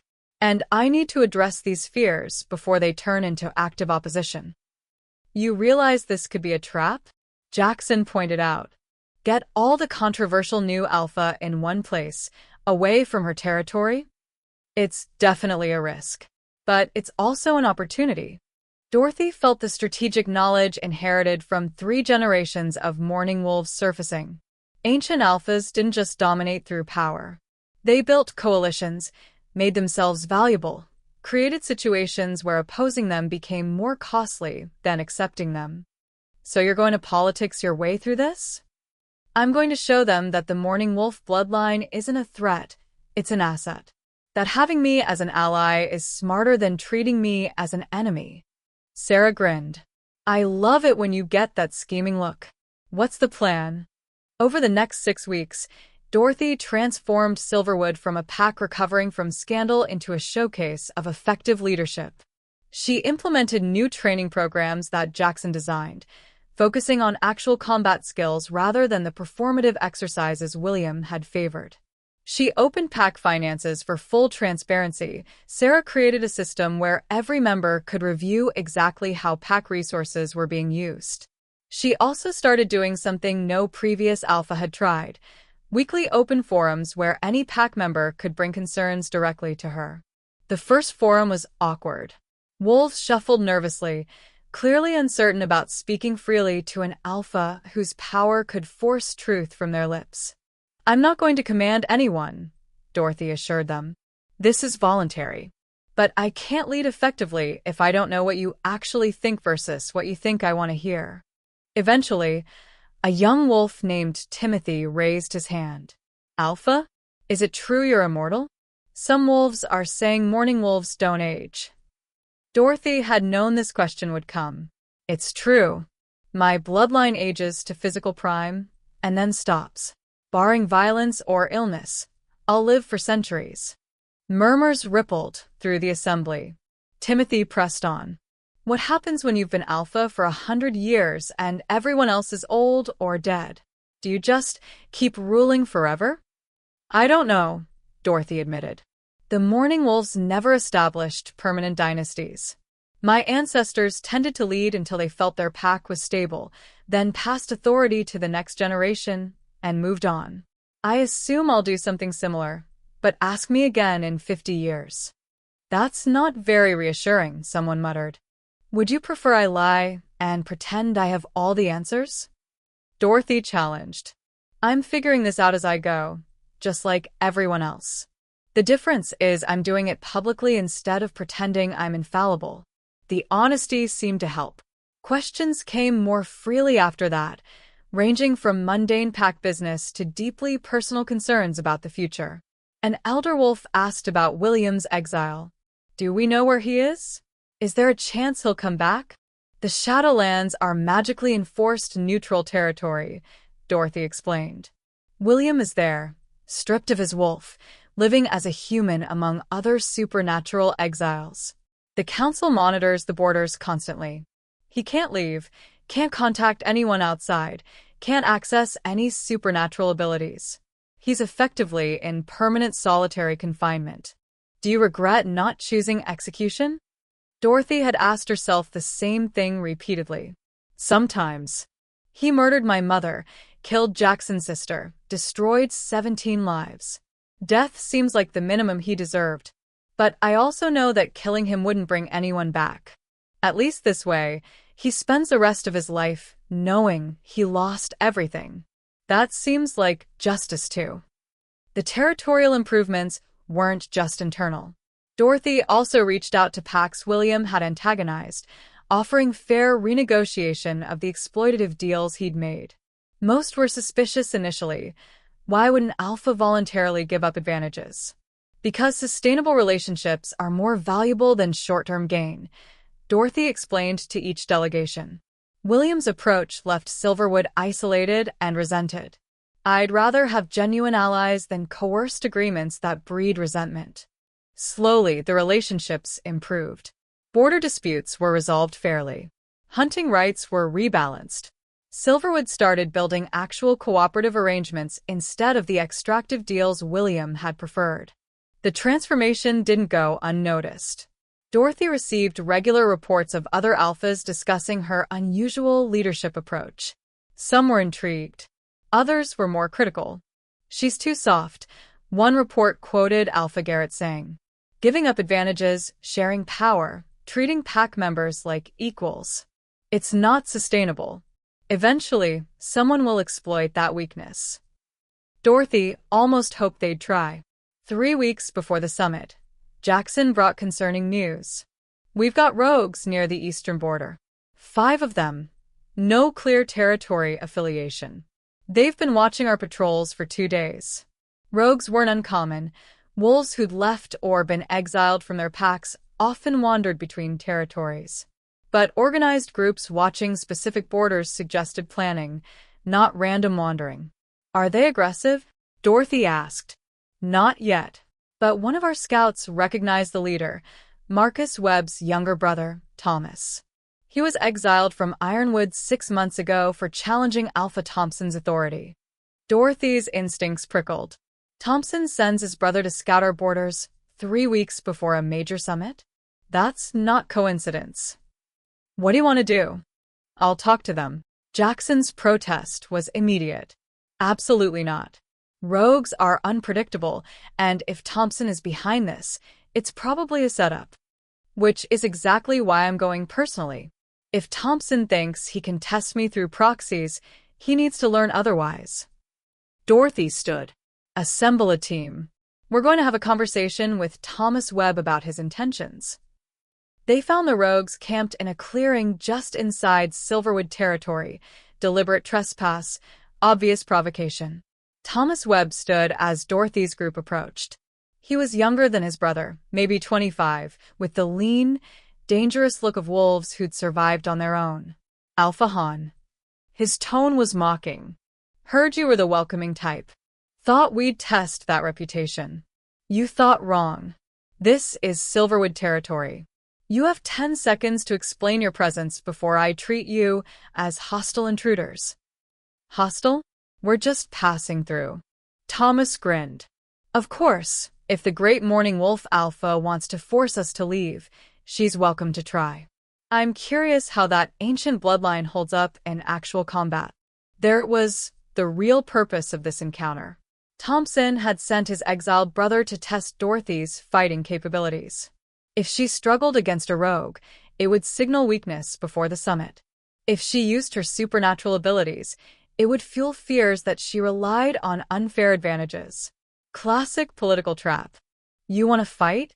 Dorothy asked pleasantly. "Fine. "But let's make it interesting.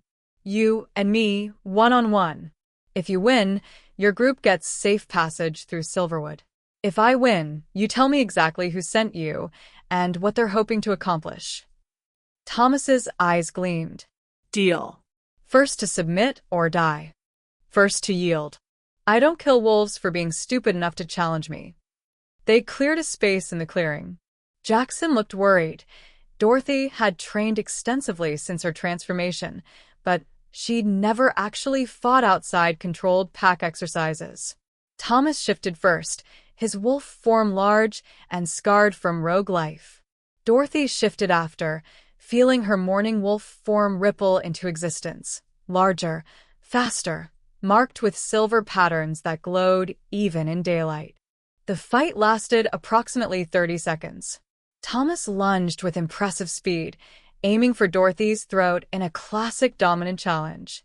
Dorothy sidestepped, using her enhanced reflexes to move faster than his strike.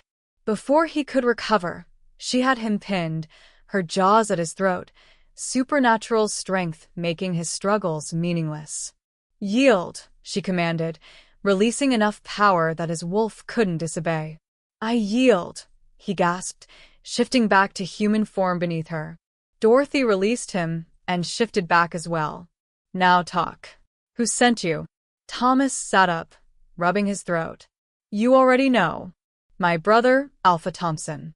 He wanted to see if you were all power and no skill, or if you could actually fight. Guess we have our answer." "And what were you supposed to report?" "Everything. Your fighting style, your transformation speed, how you use your abilities in combat. Thompson's planning something for the summit, wants to know your capabilities beforehand." "Planning what?" "He didn't tell me specifics. Just said you were getting too influential too fast, and someone needed to remind you that new alphas should know their place. Thomas looked at her with grudging respect. For what it's worth, I don't think his plan's going to work. Whatever he's plotting, he's underestimating you. Dorothy considered. She could hold Thomas and his rogues prisoner, deny Thompson the intelligence he wanted. But that would only delay whatever was coming. Better to control the narrative. Here's what you're going to tell your brother, she said. Yes, I can fight. Yes, my abilities are real.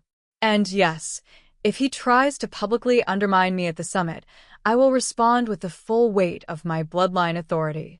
Not because I'm power-hungry, but because I'm tired of alphas like him treating pack leadership like a territory dispute. He won't back down. Thompson doesn't retreat once he's committed to a conflict. Then he'll learn an expensive lesson. Dorothy gestured to the other rogues. You and your group can leave Silverwood peacefully. Tell Thompson exactly what happened here. Make sure he understands that my mercy isn't weakness, it's confidence.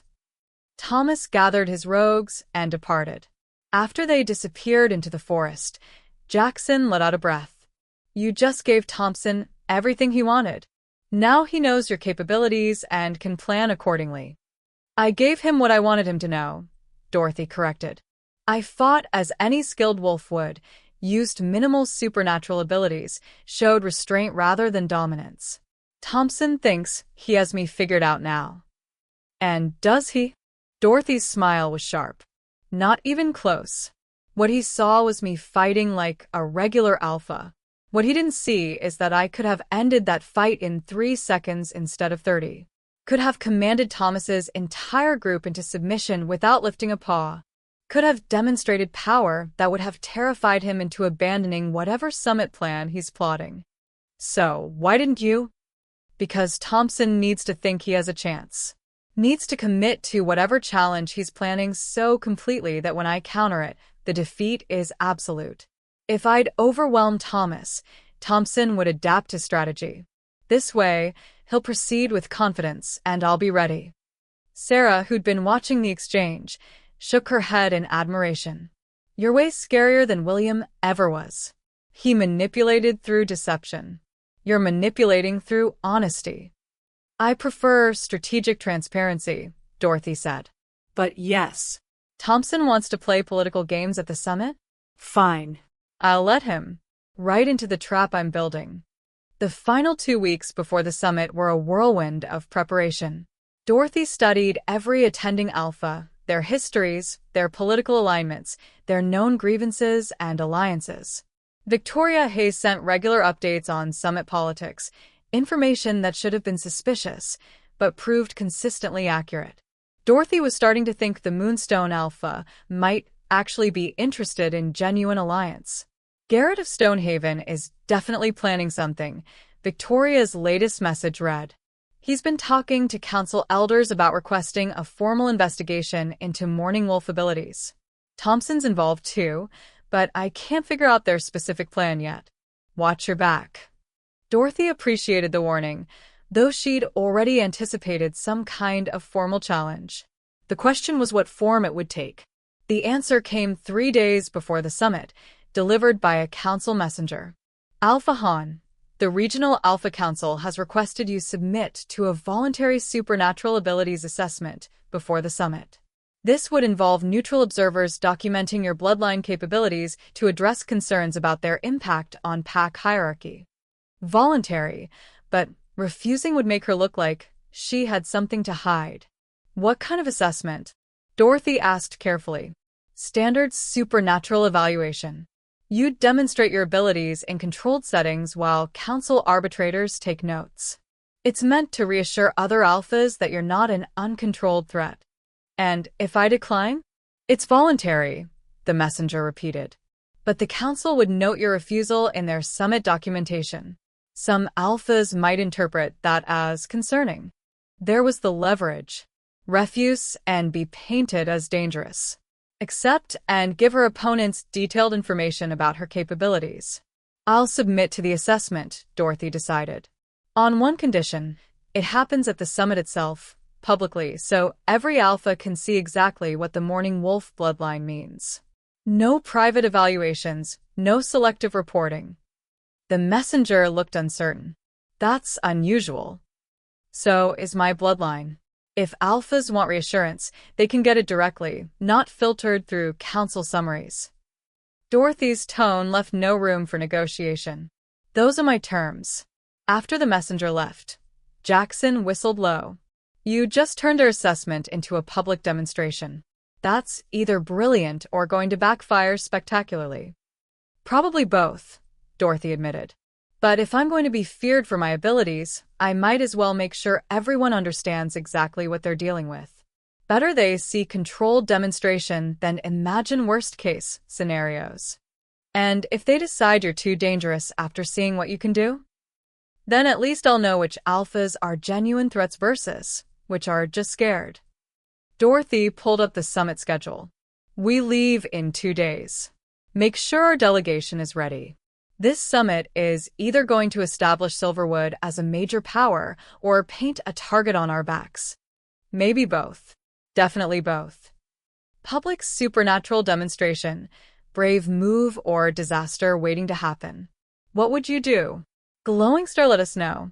The Regional Alpha Summit was held at Crescent Hall, a massive estate on neutral territory that had hosted pack gatherings for over 2 centuries. Dorothy arrived with a delegation of 12, Jackson, Sarah, Elena, and 9 carefully chosen pack members who represented Silverwood's diversity and strength. 32 other alphas had already gathered, their delegations creating a small city of temporary pack camps around the main hall. Dorothy could feel the weight of their attention as her group entered, every eye assessing, judging, calculating. Welcoming energy, Sarah muttered. They're afraid, Elena observed quietly. Look at their body language, shoulders back, chins up, deliberately taking up space. Classic dominance displays from wolves trying to control their own nervousness. The healer was right. These weren't confident leaders, they were threatened ones, trying to hide uncertainty behind aggression. Alpha Victoria Hayes was the first to approach, genuine warmth in her greeting. Dorothy. You made it. Come on, let me introduce you to some of the less hostile ones before Garrett and Thompson corner you. She guided Dorothy through a series of quick introductions. Alpha Chun of Riverside Pack, who seemed genuinely curious about Morning Wolf history. Alpha Reeves of Northwind Pack, an ancient wolf who remembered stories about Dorothy's ancestors. Alpha Foster of Meadowbrook Pack, a young leader sympathetic to Dorothy's situation. Most of the younger alphas are on your side, Victoria explained quietly. They see you as breaking old power structures, which appeals to anyone who's felt constrained by tradition. The older guard, Thompson, Garrett, Morrison, they're the ones organizing opposition. Morrison? The elder son supported me at Williams' tribunal. Elder Morrison Jr. supported justice. Alpha Morrison Sr. is more concerned about maintaining hierarchy. Different priorities. Victoria Post. There's going to be a formal challenge during tonight's opening session. I don't know details yet, but Garrett's been smirking all day. Be ready. The opening session convened at sunset. All 33 alphas gathered in Crescent Hall's main chamber. The room was designed for pack politics, circular layout with no clear head position, forcing alphas to face each other as equals. Alpha Garrett stood to speak first, his Stonehaven Pack delegation radiating prepared confidence. Fellow alphas, we gather during unusual times. The supernatural world is changing rapidly, new powers emerging, ancient bloodlines awakening, traditional structures being questioned. He gestured to Dorothy. Alpha Han represents both the promise and peril of these changes. The Morning Wolf bloodline is legendary, powerful, and completely unprecedented in our modern pack system. Here it comes, Dorothy thought. Some of you may think my concerns are paranoid, Garrett continued, that I'm overreacting to one alpha's unique abilities. But consider what we've seen. Alpha Han commands wolves across pack lines with a thought. She forced her predecessor into public confession through supernatural compulsion. She claims immortality and divine connection to the moon goddess. These abilities don't just make her powerful, they make her fundamentally different from every other alpha in this room. Murmurs of agreement rippled through some delegations. I'm not suggesting Alpha Han has done anything wrong, Garrett added smoothly. But we have a responsibility to understand what her bloodline means for pack hierarchy. If one alpha can override the authority of any other through divine power, what does that mean for our entire leadership structure? Alpha Thompson stood right on cue. Alpha Garrett raises valid concerns. I propose we request a formal demonstration of Alpha Han's abilities, not to interrogate or undermine her, but to give all of us the information we need to make informed decisions about our future relationships with Silverwood Pack. The trap was sprung beautifully. Dorothy had to admire the strategy, frame the assessment as reasonable caution rather than hostile challenge, get other alphas nervous enough to demand demonstration, then use whatever she showed to justify increased oversight or restrictions. Dorothy stood calmly. I appreciate the concerns, and I'm happy to participate in a demonstration. In fact, I already arranged for council observers to conduct a formal assessment here at the summit, publicly, so every alpha can witness exactly what the Morning Wolf bloodline entails. Garrett's smile faltered slightly. He'd clearly expected resistance he could use to paint Dorothy as uncooperative. However, Dorothy continued, I have a counter-proposal. Demonstrations only work if context is provided. Before I show you what I can do, let's establish what every alpha in this room can do. After all, if we're documenting supernatural abilities, we should be comprehensive. What are you suggesting? Garrett asked warily. A full capabilities assessment for all attending alphas. We each demonstrate our command voice, our combat skills, our connection to pack bonds. Put everything on record, make it all transparent. That way, my abilities aren't judged in isolation. They're compared to the full spectrum of alpha power. The room erupted in protests. Several alphas objected immediately. Their abilities were private, traditional, not subject to public documentation. Dorothy let the chaos run for a moment before speaking again. I understand the reluctance. Alpha abilities are personal, developed over years, often closely guarded secrets. Which is exactly why I'm uncomfortable with singling out just my bloodline for assessment. If my powers need documenting for everyone's comfort, fair enough. But the standard should apply equally. Alpha Reeves, the elderly Northwind leader, actually laughed. She's got you there, Garrett. You can't demand transparency from her without offering the same yourself. This isn't about my abilities, Garrett protested. I'm a normal alpha. My powers are well understood. Are they? Dorothy challenged.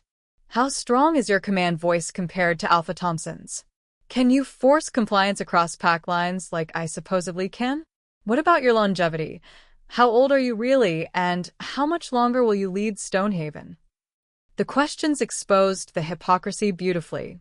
Every alpha had secrets, advantages they didn't want public. Demanding Dorothy reveal hers while keeping their own private was pure political maneuvering.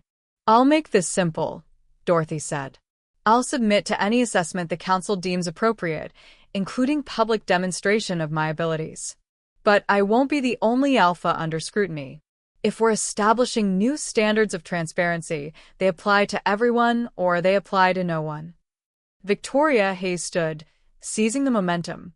I support Alpha Han's position. If we're going to document supernatural abilities, let's make it comprehensive. I'll volunteer for assessment alongside her. Several younger alphas added their support. Chun, Foster, Reeves. The older guard found themselves outmaneuvered. Their attempt to isolate Dorothy turned into a broader question about pack leadership transparency. Garrett tried to salvage it. This isn't practical. Assessing 33 alphas would take weeks. Then maybe we shouldn't be assessing anyone, Alpha Chin suggested. Maybe we should trust that adult alphas can manage their own abilities responsibly until they prove otherwise. Alpha Han has proven otherwise, Thompson argued. She used supernatural command to force a confession from her predecessor. Her predecessor, who confessed to 17 murders? Dorothy interrupted. I used my abilities to expose corruption and save lives. That's exactly the kind of responsible use Chun is describing. The debate continued for another hour, different factions arguing for various positions. Finally, Elder Morrison Jr. called for a vote. All in favor of requiring formal abilities assessment for Alpha Han specifically, raise your hand. 10 hands went up, the older, traditional alphas. All in favor of comprehensive assessment for all willing alphas, Alpha Han included, with results made available to the council and attending packs. 15 hands, including Dorothy's. All in favor of trusting alphas to self-report abilities and only requiring formal assessment if specific problems arise. 8 hands. Motion fails to reach majority, Morrison announced. However, Alpha Han has offered to voluntarily demonstrate her abilities in public session. Given that this addresses many concerns without mandatory assessment, I propose we accept her offer and revisit broader transparency requirements next summit. Grudging agreement followed. Dorothy had won the first political battle. She demonstrated her abilities on her terms rather than being forced into an interrogation. But the look on Garrett's face suggested this was far from over. The public demonstration was scheduled for the following afternoon, giving Dorothy exactly 12 hours to prepare. They're going to try to make you look dangerous, Jackson warned as they strategized in Silverwood's assigned quarters. Whatever you demonstrate, someone will interpret it as threatening. So, I need to show power without aggression, capability without menace. Dorothy paced, her strategic mind working through scenarios. The key is context. I demonstrate what I can do while explaining why it's beneficial, not threatening. Can you really make this look non-threatening? Sarah asked. You can command any wolf in that room into submission. That's pretty objectively scary. It's scary if you assume I'll abuse it. Less scary if I demonstrate control and restraint. Dorothy stopped pacing. Here's what we're going to do. I'll show 3 abilities: enhanced physical capabilities, command voice, and divine connection. For each one, I'll explain the limitations and safeguards. She spent the next several hours refining the demonstrations with her team, practicing each element until the presentation was polished. By dawn, Dorothy felt ready for whatever political theater the other alphas would create. The demonstration began at noon in Crescent Hall's outdoor amphitheater. Over 200 wolves attended, every alpha delegation, council observers, neutral witnesses, even some vampire and fae diplomats curious about the legendary Morning Wolf abilities. Dorothy stood at the center, flanked by Jackson and Elena, while Council Elder Morrison Jr. served as neutral moderator. Alpha Han has agreed to publicly demonstrate 3 aspects of her Morning Wolf bloodline, Morrison announced. This is voluntary and conducted in the spirit of transparency and understanding. Alpha Han, please begin when ready. Dorothy took a breath and let her power surface, silver markings glowing, eyes shifting to violet luminescence. The crowd's reaction was immediate, gasps, whispers, several wolves instinctively stepping back. First demonstration, enhanced physical capabilities, she announced. All alphas have superior strength, speed, and healing compared to normal wolves. Morning Wolf bloodline amplifies these abilities significantly. She shifted into wolf form in seconds, the transformation faster and smoother than natural shifting, her massive silver-marked wolf appearing almost instantly. In this form, Dorothy towered over normal wolves, easily twice their size. In wolf form, I can lift approximately 3 tons. Dorothy's voice came from her wolf form, another unnatural ability that made several alphas exchange worried looks. My top speed is 60 miles per hour. I can heal from non-fatal wounds in hours rather than days.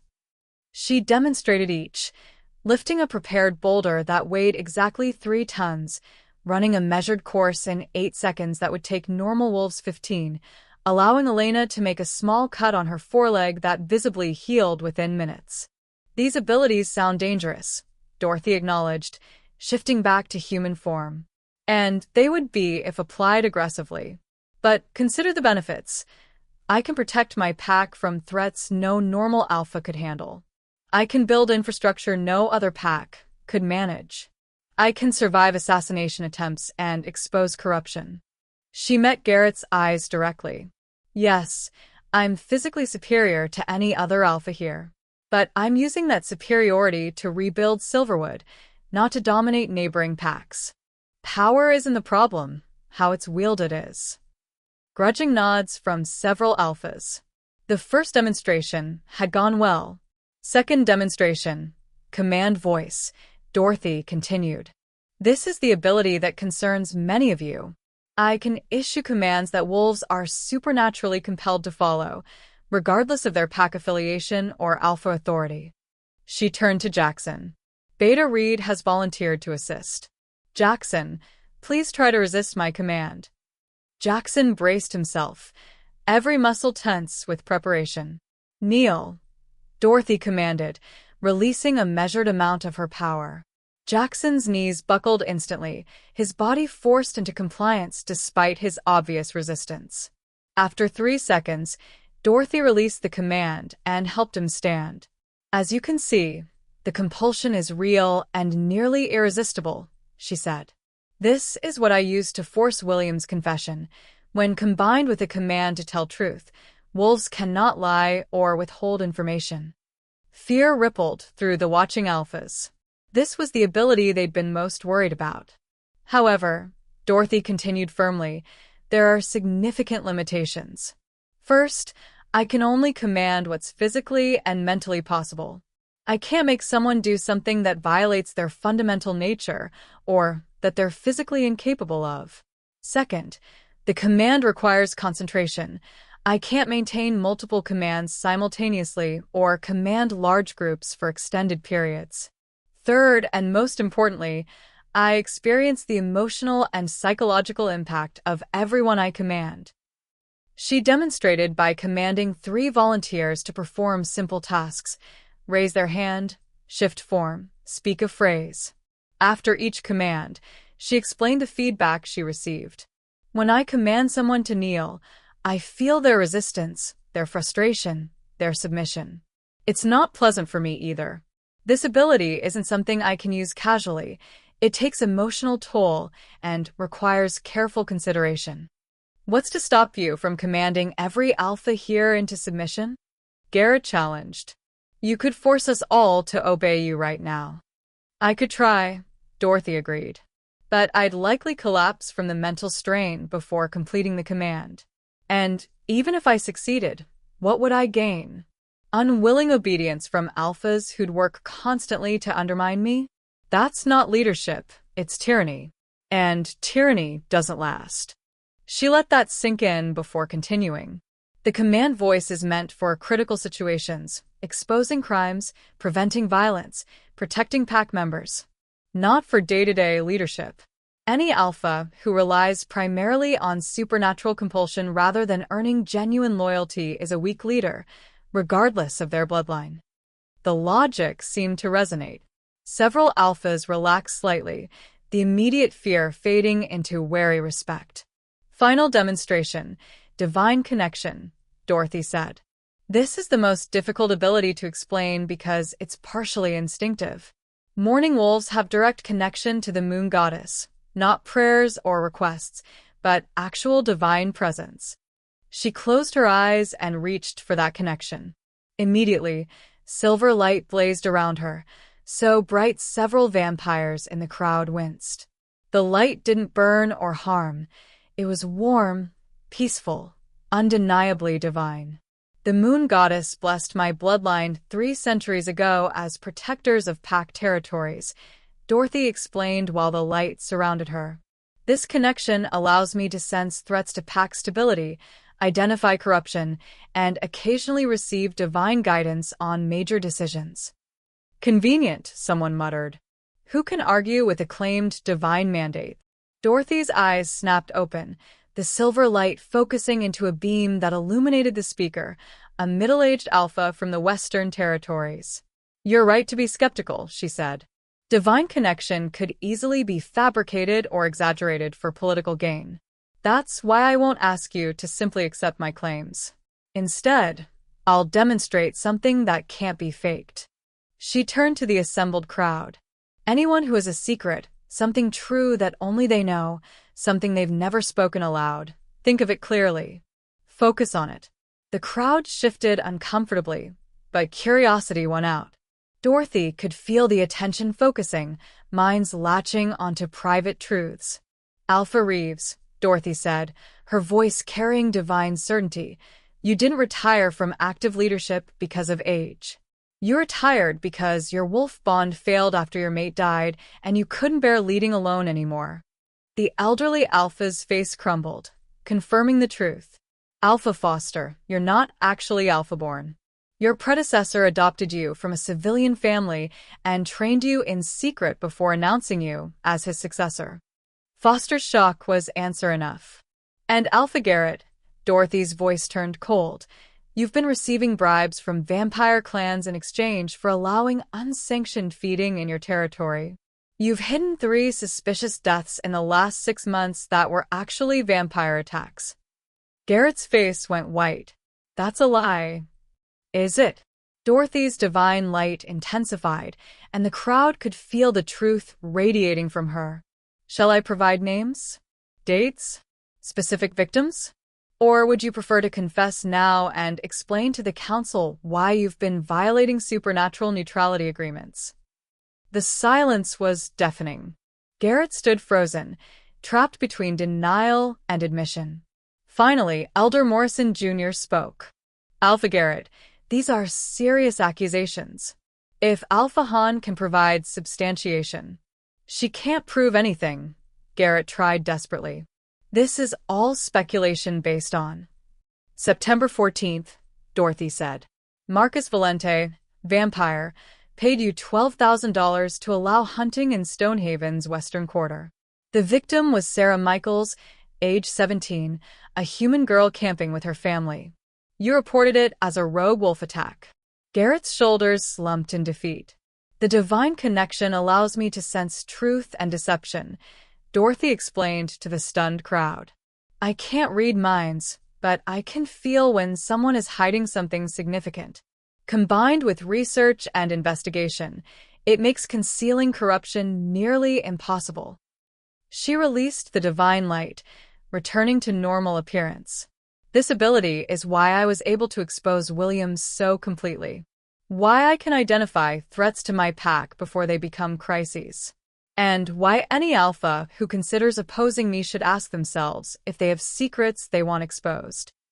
The demonstration had gone from reassuring to terrifying in under 5 minutes. Dorothy could see the calculations happening across multiple faces. Who else might have secrets she could reveal?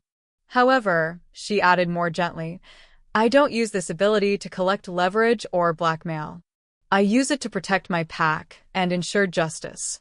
Garrett's corruption became my business when he asked for assessment of my abilities while hiding his own crimes.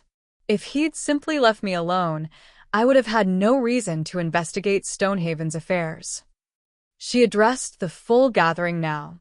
This is what the Morning Wolf bloodline means. Yes, I'm more powerful than any single alpha here. Yes, my abilities could be used for domination or control. But I'm choosing transparency over tyranny, cooperation over conquest. The question isn't whether I can be trusted. The question is whether you'll give me reason to distrust you. Morrison Jr. found his voice. Alpha Garrett, you'll need to address these allegations with the full council. Immediately. As guards moved to escort the disgraced Stonehaven Alpha away, Dorothy felt the mood in the amphitheater shift. Fear was still present, but now it was mixed with respect and, surprisingly, some relief.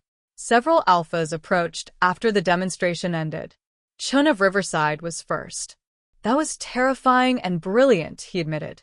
You basically just announced that corruption won't be tolerated anywhere near you. That was the goal, Dorothy confirmed. Better to be feared for what I might discover than what I might command. Victoria Hayes joined them, shaking her head in admiration. You completely flipped the script. Garrett thought he was putting you on trial.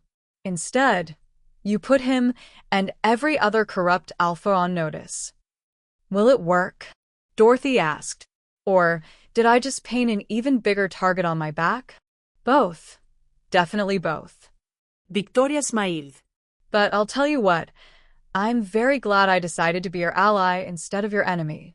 Come on, let's introduce you to the alphas who are now reconsidering their opposition. You've got a lot of new friends who are motivated primarily by terror, which is a surprisingly solid foundation for political alliance. The summit continued for 3 more days after Dorothy's demonstration, but the entire dynamic had shifted. Alphas who'd planned to challenge her suddenly found other priorities. Thompson avoided her completely. The younger alphas sought her out for advice and alliance discussions. You've become the single most influential alpha in the region, Victoria observed during a private dinner on the final night. 3 days ago, you were a controversial new leader. Now, you're the power everyone wants as a friend and no one wants as an enemy. Dorothy picked at her food, exhaustion weighing on her. I didn't want this. I wanted to rebuild Silverwood and be left alone. Too late for that. The moment you survived William's murder attempt and exposed him publicly, you became a major political player. Victoria leaned forward. The question now is what you do with that influence. Because nature abhors a vacuum, Dorothy. If you don't actively shape regional politics, someone else will shape them around you. Meaning? Meaning the old guard, Thompson, Morrison Sr., the traditional power structure. They're terrified of what you represent. Not just your abilities, but what you've proven is possible. A Luna becoming alpha, corruption being exposed through divine power, traditional hierarchies being challenged. You're an existential threat to how they've maintained power for decades. Dorothy set down her fork. Are you warning me they'll retaliate? I'm warning you they're already planning it. Garrett's exposure bought you time. They have to be very careful now. Make sure they're not hiding anything you could use against them. But eventually, they'll find a way to undermine you that doesn't involve direct confrontation. Suggestions? Victoria smiled. Build your own power base. You've got the younger alpha's attention. Capitalize on it. Create alliances based on mutual interest rather than fear. Push for reforms that benefit progressive packs, while the traditional guard is off balance. Essentially, use your moment of maximum influence to reshape regional politics before the old guard recovers. It was sound advice, delivered by someone who'd clearly been planning Dorothy's success for weeks. Why are you helping me? Dorothy asked bluntly. What's Moonstone's interest in all this? Honestly, I'm tired of the old boys club running regional politics. I've been alpha for 15 years, and I still get treated like a novelty rather than a peer. You breaking their power structure opens space for the rest of us to advance. Victoria's expression turned serious. But also, I genuinely believe your approach is better. Transparency, fairness, using power to protect rather than dominate. These should be standard alpha qualities, not controversial positions. So, you want to ride my coattails to influence? I want to partner with someone whose success benefits us both. Victoria extended her hand. Formal alliance, Moonstone and Silverwood. Combined resources, mutual defense, coordinated political strategy. We become the foundation of a new regional power structure built on cooperation rather than intimidation. Dorothy considered. Accepting would commit Silverwood to external entanglements William had avoided.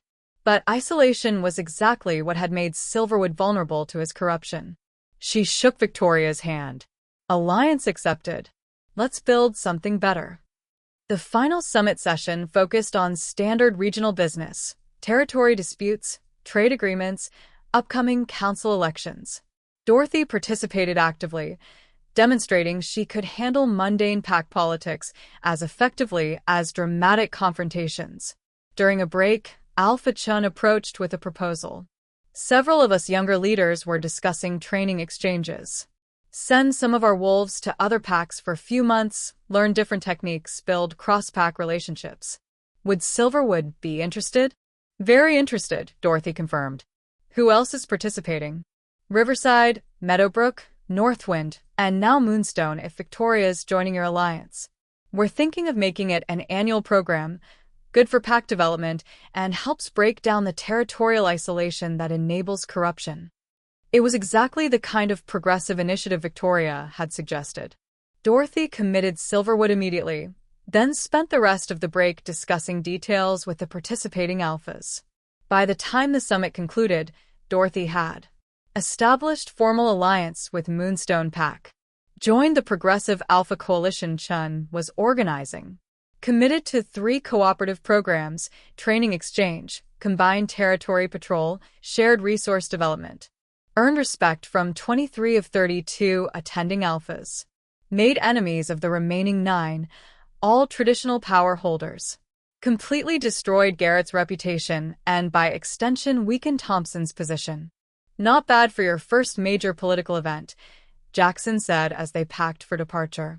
You came here as a controversial new alpha and left as a regional power. I came here expecting to defend my existence and ended up reshaping regional politics, Dorothy corrected. I'm not sure if that's better or worse. Sarah grinned. Definitely better. You know what William would have done at the summit?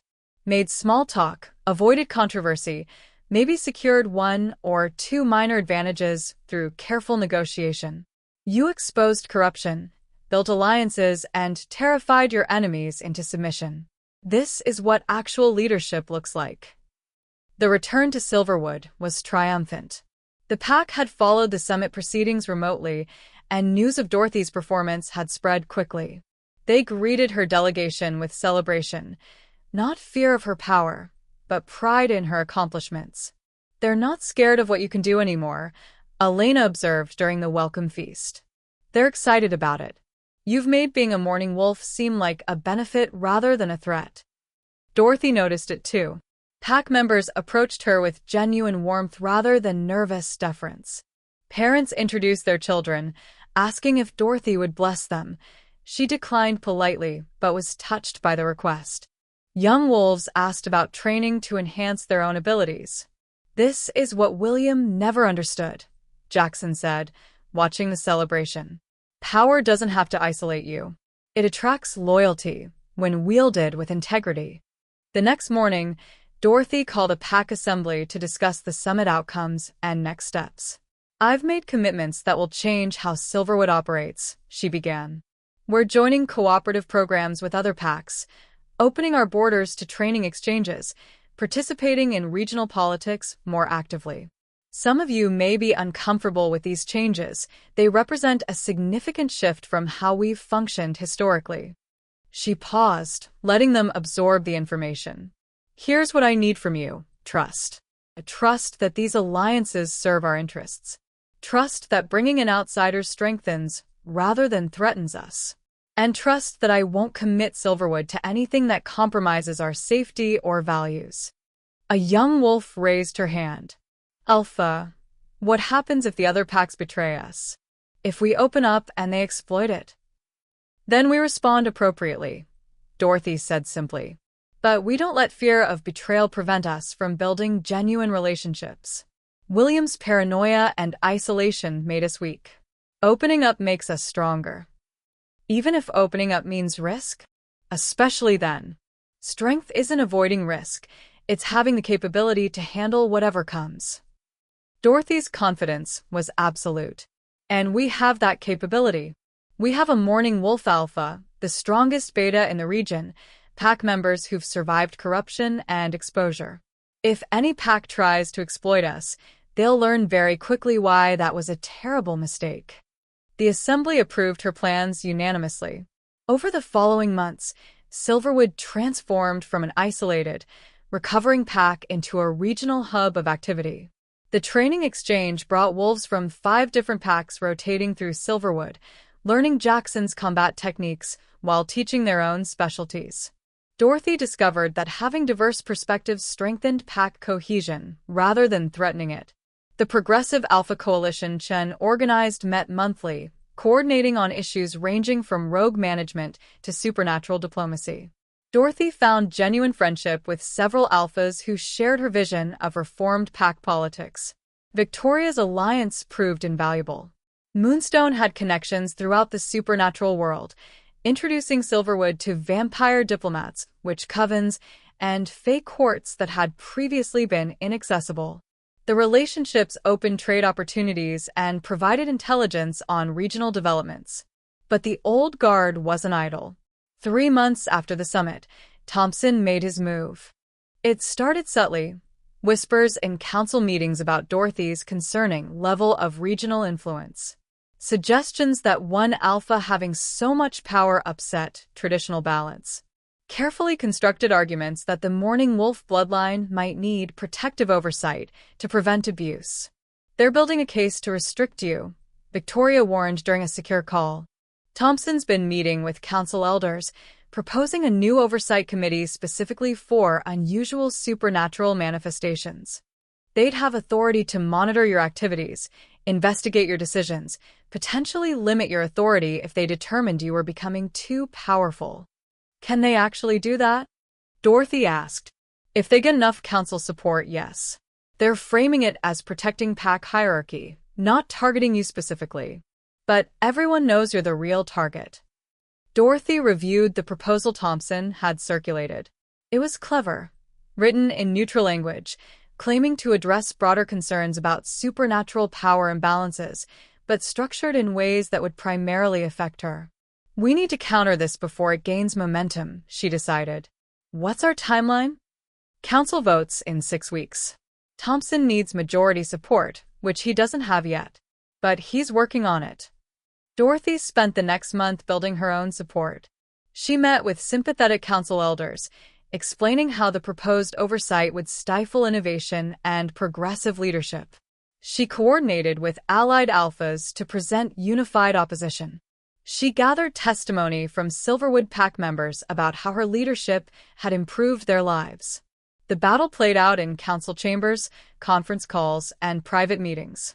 Dorothy argued that oversight based on fear rather than actual problems set dangerous precedent. Thompson countered that proactive monitoring prevented future issues. The vote came down to a single elder, Marcus Brennan, an old wolf who'd remained neutral throughout the debate. Dorothy requested a private meeting.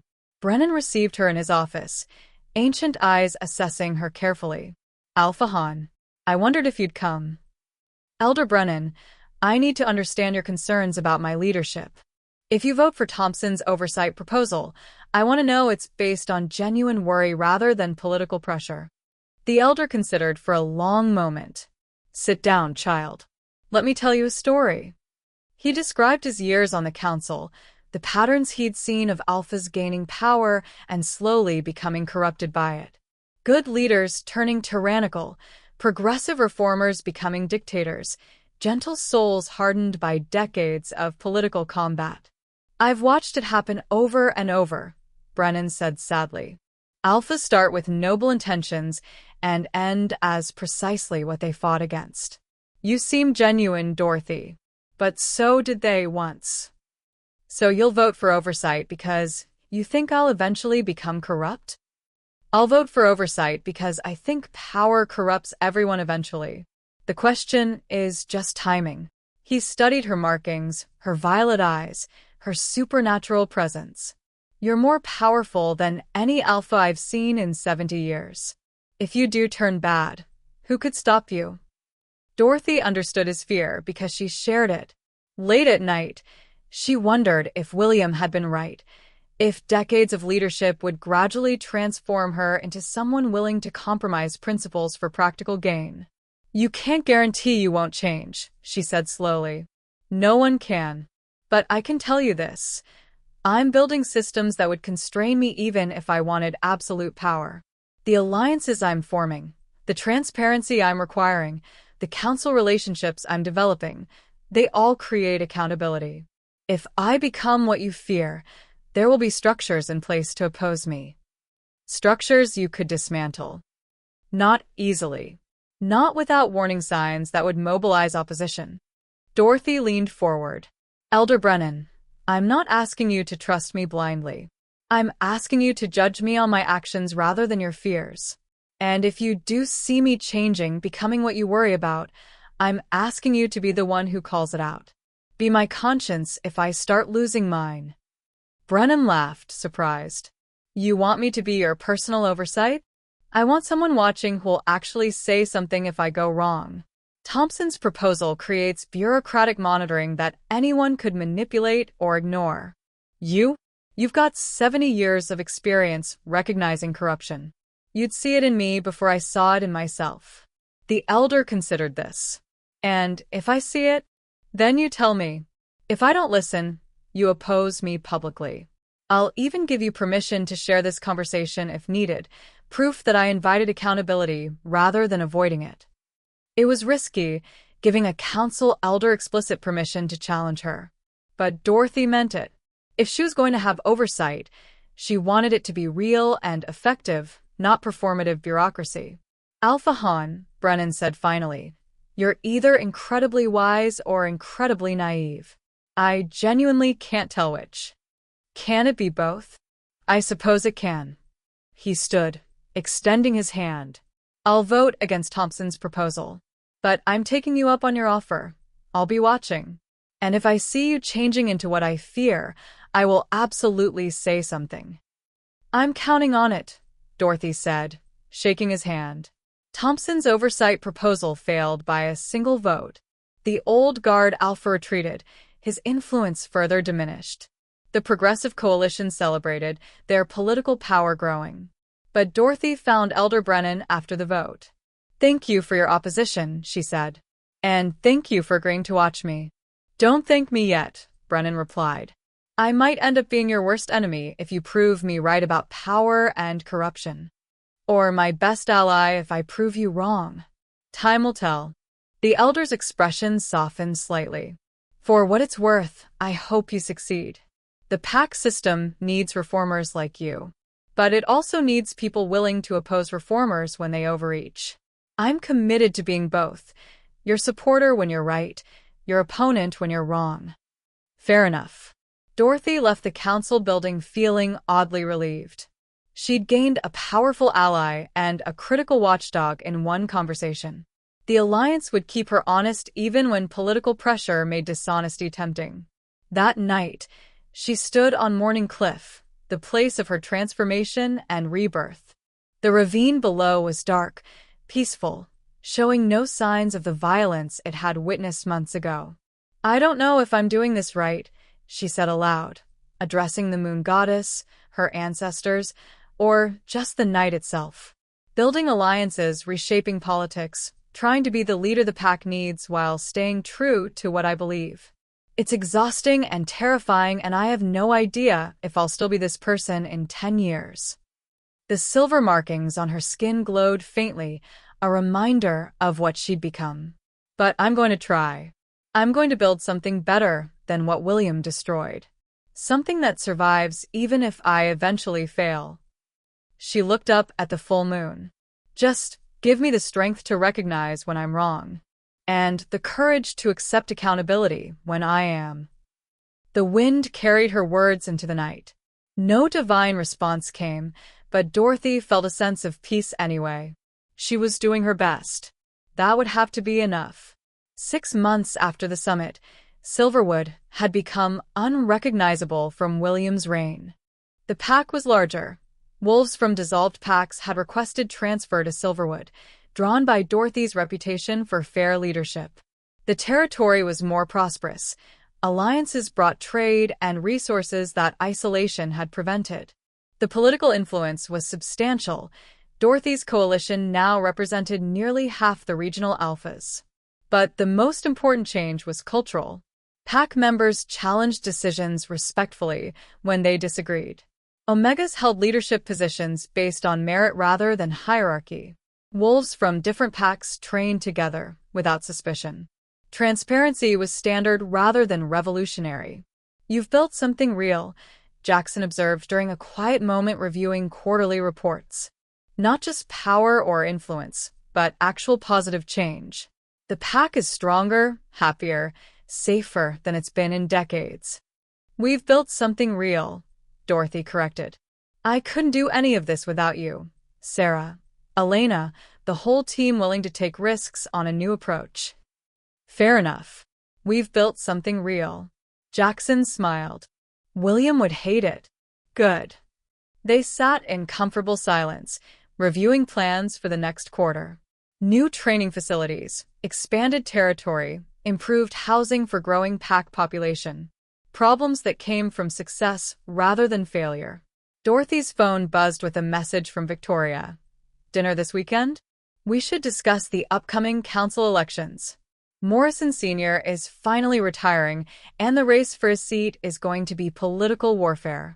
More politics, more strategy, more careful navigation of power structures and competing interests, but also more opportunities to shape the supernatural world into something better.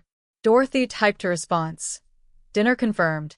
Let's talk about who we want on the council and how to get them there. The message arrived on a Tuesday morning, 8 months after William's exile, delivered by a council courier with an expression of careful neutrality. Alphahan, this came through official Shadowlands channels. It's unusual. Dorothy opened the sealed envelope, recognizing the handwriting immediately despite the months since she'd last seen it. Dorothy, I'm told writing to you violates exile protocol, but I've already lost everything. What's one more rule broken? You won. Completely. Silverwood thrives under your leadership. The pack politics you're reshaping will probably define the next generation. You've become exactly what I never could, a genuinely respected leader rather than a carefully constructed performance. I'm not writing to apologize. We both know I'm incapable of genuine remorse.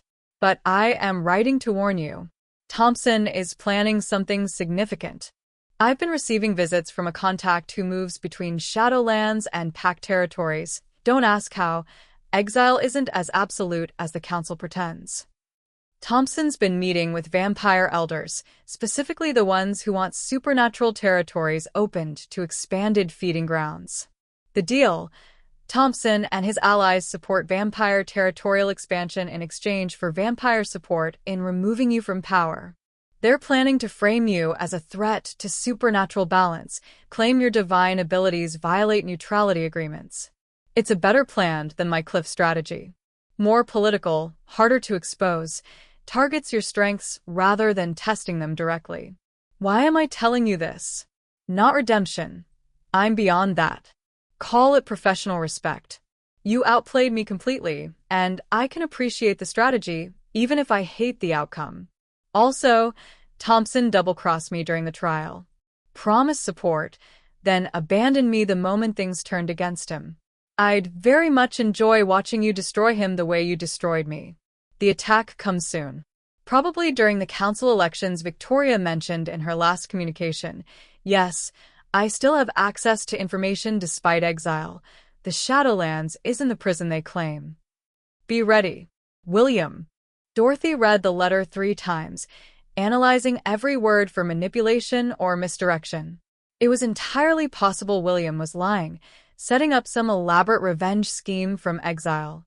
But it was also possible he was telling the truth. She called an emergency meeting of her inner circle, Jackson, Sarah, Elena, and now including Victoria, via secure connection. It could be a trap, Jackson said immediately after reading the letter. William trying to make you paranoid, waste resources preparing for a fake threat, or trying to provoke conflict between you and Thompson, Sarah added. Make you attack based on suspicion, discredit yourself. But what if it's real? Elena asked quietly. William has proven he's a master strategist. If he says Thompson is planning something, we should at least investigate. Victoria's voice came through the speaker, thoughtful. Thompson has been unusually quiet since the oversight proposal failed. I assumed he was regrouping, but Vampire Alliance makes sense. He needs external support since his pack influence is weakening. Dorothy made a decision. We investigate, discreetly. No accusations, no confrontations. Just gather intelligence on Thompson's activities and any unusual vampire movements. If William's telling the truth, we'll find evidence. If he's lying, we'll know that too. The investigation took 2 weeks and revealed disturbing patterns. Thompson had met with vampire Elder Marcus Valente, the same vampire who'd been bribing Garrett, 6 times in the last month. The meetings were secret, held in neutral territory, always after dark. Council Elder Morrison Sr. had also attended 3 of these meetings despite his supposed retirement from active politics. And several traditional alphas who'd opposed Dorothy at the summit had increased their contact with vampire diplomats recently. They're building something, Victoria confirmed, her sources having tracked the same meetings from different angles. The vampire connection is real. But I can't figure out what they're actually planning. The answer came during a routine council session about supernatural territory rights. Morrison Sr. proposed expanding vampire feeding privileges in designated neutral zones, areas where pack law wouldn't apply and vampires could hunt without alpha permission. It's a reasonable accommodation, he argued. Vampires have been asking for official feeding grounds for decades. We've refused because of territorial control issues, but perhaps it's time to reconsider. Supernatural cooperation requires compromise from all parties. The proposal seemed innocuous initially. Several alphas expressed mild support, viewing it as diplomatic progress. Then Dorothy noticed the specific territories Morrison proposed designating as neutral zones. Every single one bordered Silverwood Pack lands. This is targeted, she said sharply, interrupting the discussion. Elder Morrison, why are all proposed neutral zones adjacent to Silverwood territory? Coincidence, Morrison replied smoothly. Those areas are already disputed or underutilized, making them logical choices for neutral designation. Disputed by whom? Underutilized according to what standard? Dorothy pulled up maps on her tablet. 3 of these zones are prime hunting grounds Silverwood uses regularly. 2 are water sources essential to our pack. The remaining one is a sacred site for mourning wolf ceremonies. She looked directly at Morrison. This isn't about vampire accommodation. This is about cutting Silverwood off from critical resources while providing vampire feeding grounds that would inevitably lead to conflict with my pack. Thompson spoke up, his tone reasonable. Alpha Han, not everything is an attack on Silverwood. The Council is trying to balance competing supernatural interests. By sacrificing my territory specifically? Dorothy's anger was controlled but visible. If this is truly about neutral zones, I'll propose alternatives.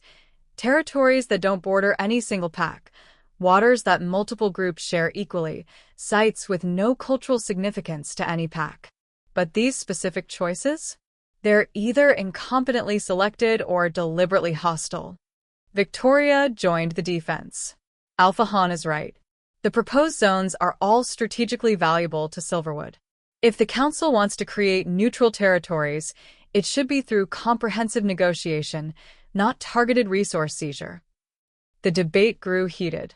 Traditional alphas supported Morrison's proposal as diplomatic progress.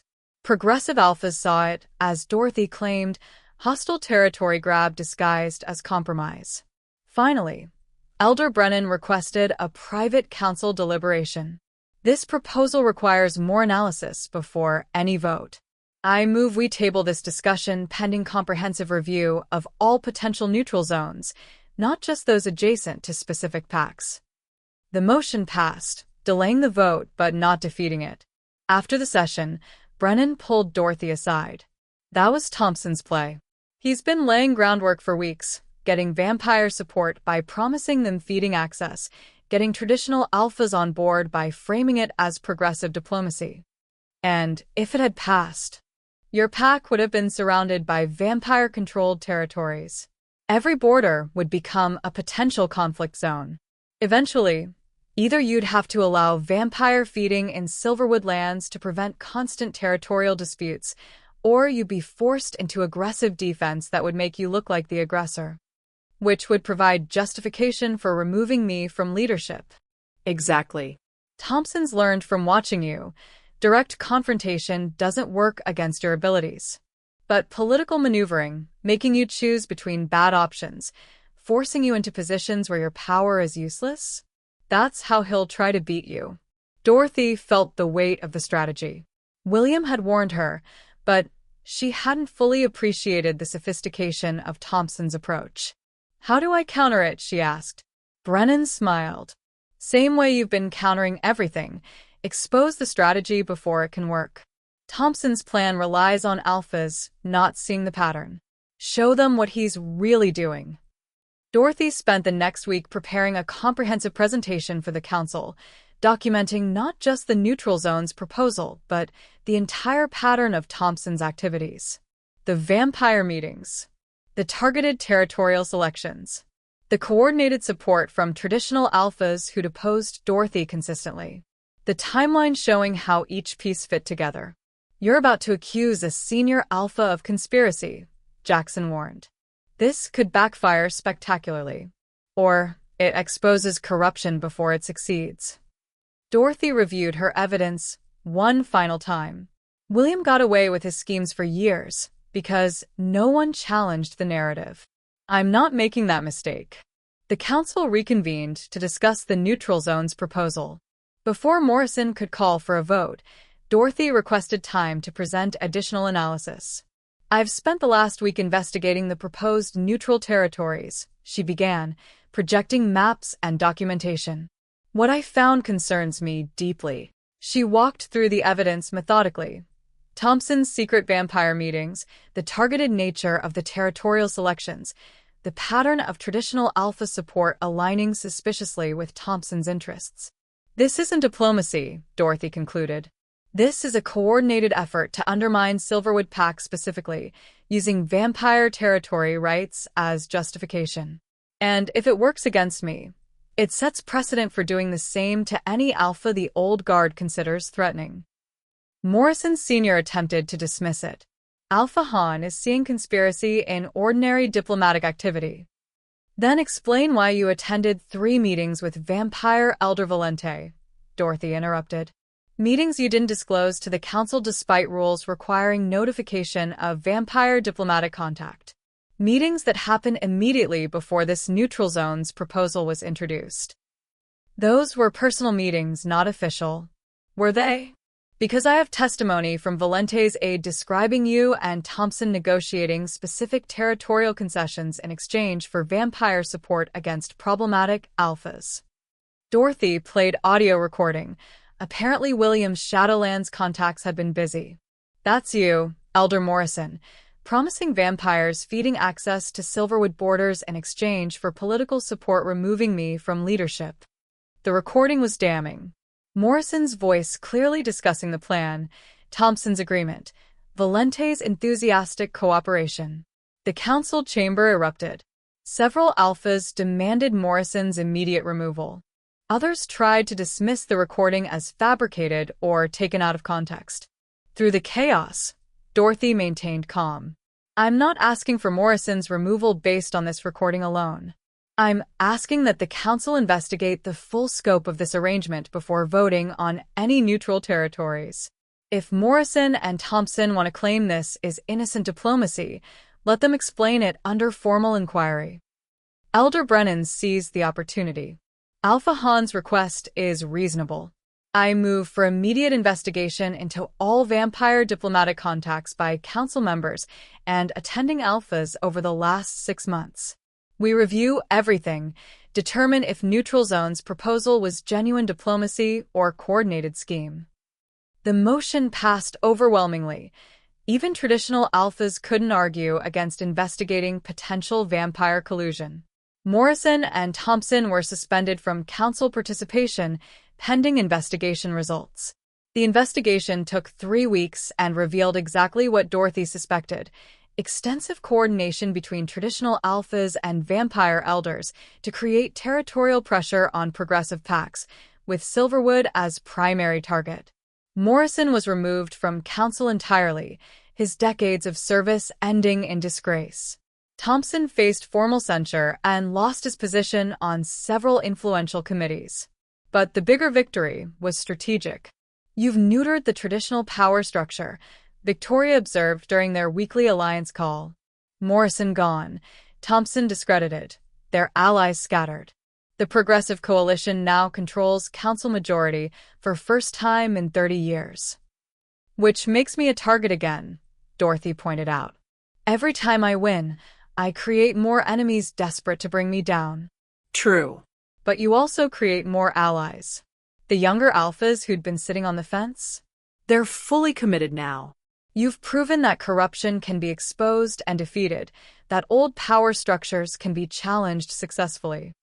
Dorothy wasn't sure if that made her feel better or worse. She'd wanted to rebuild Silverwood, not become figurehead for supernatural political revolution. That night, she received another letter from William. You used my warning well. Thompson's finished, Morrison's legacy destroyed. Impressive work. I'm curious. Did you ever consider that I might be manipulating you? That the warning could have been designed to trigger exactly the confrontation that just occurred? The beauty is you'll never know for certain. Maybe I genuinely wanted to help. Maybe I wanted Thompson punished for his betrayal. Or maybe I orchestrated the entire sequence to further my own goals from exile. Does it matter? You got the outcome you needed. Thompson's neutralized, your position strengthened. Whether I helped or manipulated or simply told the truth becomes irrelevant next to the results. That's the real lesson, Dorothy. Intentions matter less than outcomes. You can win for the right reasons or the wrong ones, but winning is what counts. I wonder if you'll remember that when your next crisis comes. When doing the right thing conflicts with achieving the necessary outcome. We'll see. William. Dorothy burned the letter without responding. William was trying to plant doubt, make her question her own motivations. Classic manipulation, attempting to poison her victories by suggesting hidden corruption in her methods. But he wasn't entirely wrong. She had used his information strategically, knowing it might be manipulation but finding it useful regardless. Was that pragmatic leadership or moral compromise? You're overthinking it, Jackson said when she voiced her concerns. William gave you information. You verified it independently, found actual evidence of conspiracy, exposed legitimate corruption. The fact that he might have had selfish motives doesn't change that you did the right thing. But what if I start making choices based purely on results? What if I become so focused on winning that I stop caring about how I win? Then Elder Brennan will call you out on it, Jackson reminded her. That's why you built accountability into your leadership structure. So you can't drift into corruption without someone noticing. Dorothy appreciated his faith. But she also recognized the truth in William's warning. The more power she gained, the easier it would become to justify questionable methods in service of good outcomes.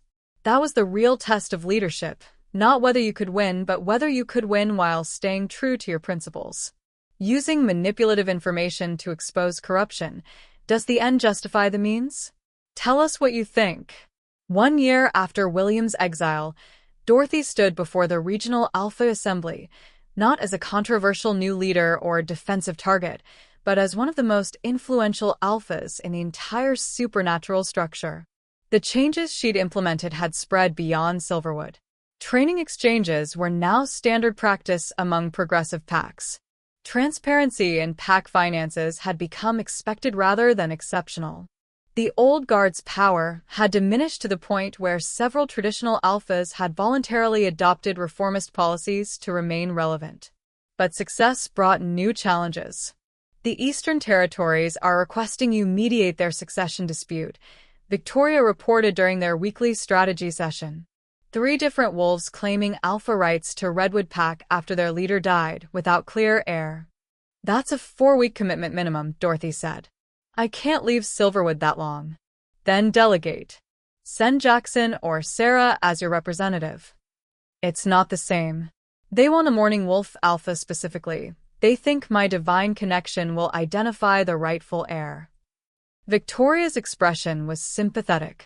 You're becoming more than an alpha, Dorothy. You're becoming a supernatural institution. Packs are starting to see you as ultimate arbiter, the leader who can resolve disputes no one else can. I didn't want that role. I know. But you claimed it anyway when you demonstrated your abilities at the summit. Now you have to decide what to do with it. Dorothy had been grappling with this question for months. Her influence was growing beyond anything she'd anticipated, creating expectations she wasn't sure she wanted to meet. What if I say no? She asked. Set boundaries.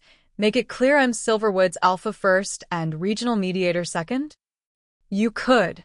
But every dispute you decline becomes an opportunity for someone else to claim authority. Nature abhors a vacuum, remember? Victoria leaned forward. Here's the real question. Do you trust anyone else to fill the role you're creating? Because if you step back, someone will step forward. And they might not share your principles. It was the same dilemma William had posed in different terms. Sometimes winning requires accepting responsibilities you never wanted. Dorothy made her decision. I'll mediate the Redwood succession. But I'm setting clear parameters, 2 weeks maximum, with right to withdraw if the claimants don't cooperate. And I'm bringing Jackson and Sarah so they can learn the process. Eventually, Silverwood needs representatives who can handle these situations without me. Delegation and succession planning. Very alpha-like of you. I learned from bad examples, Dorothy said dryly. William never developed anyone who could replace him because he was too paranoid about potential rivals. I'm not making that mistake. The Redwood succession proved more complex than Dorothy anticipated.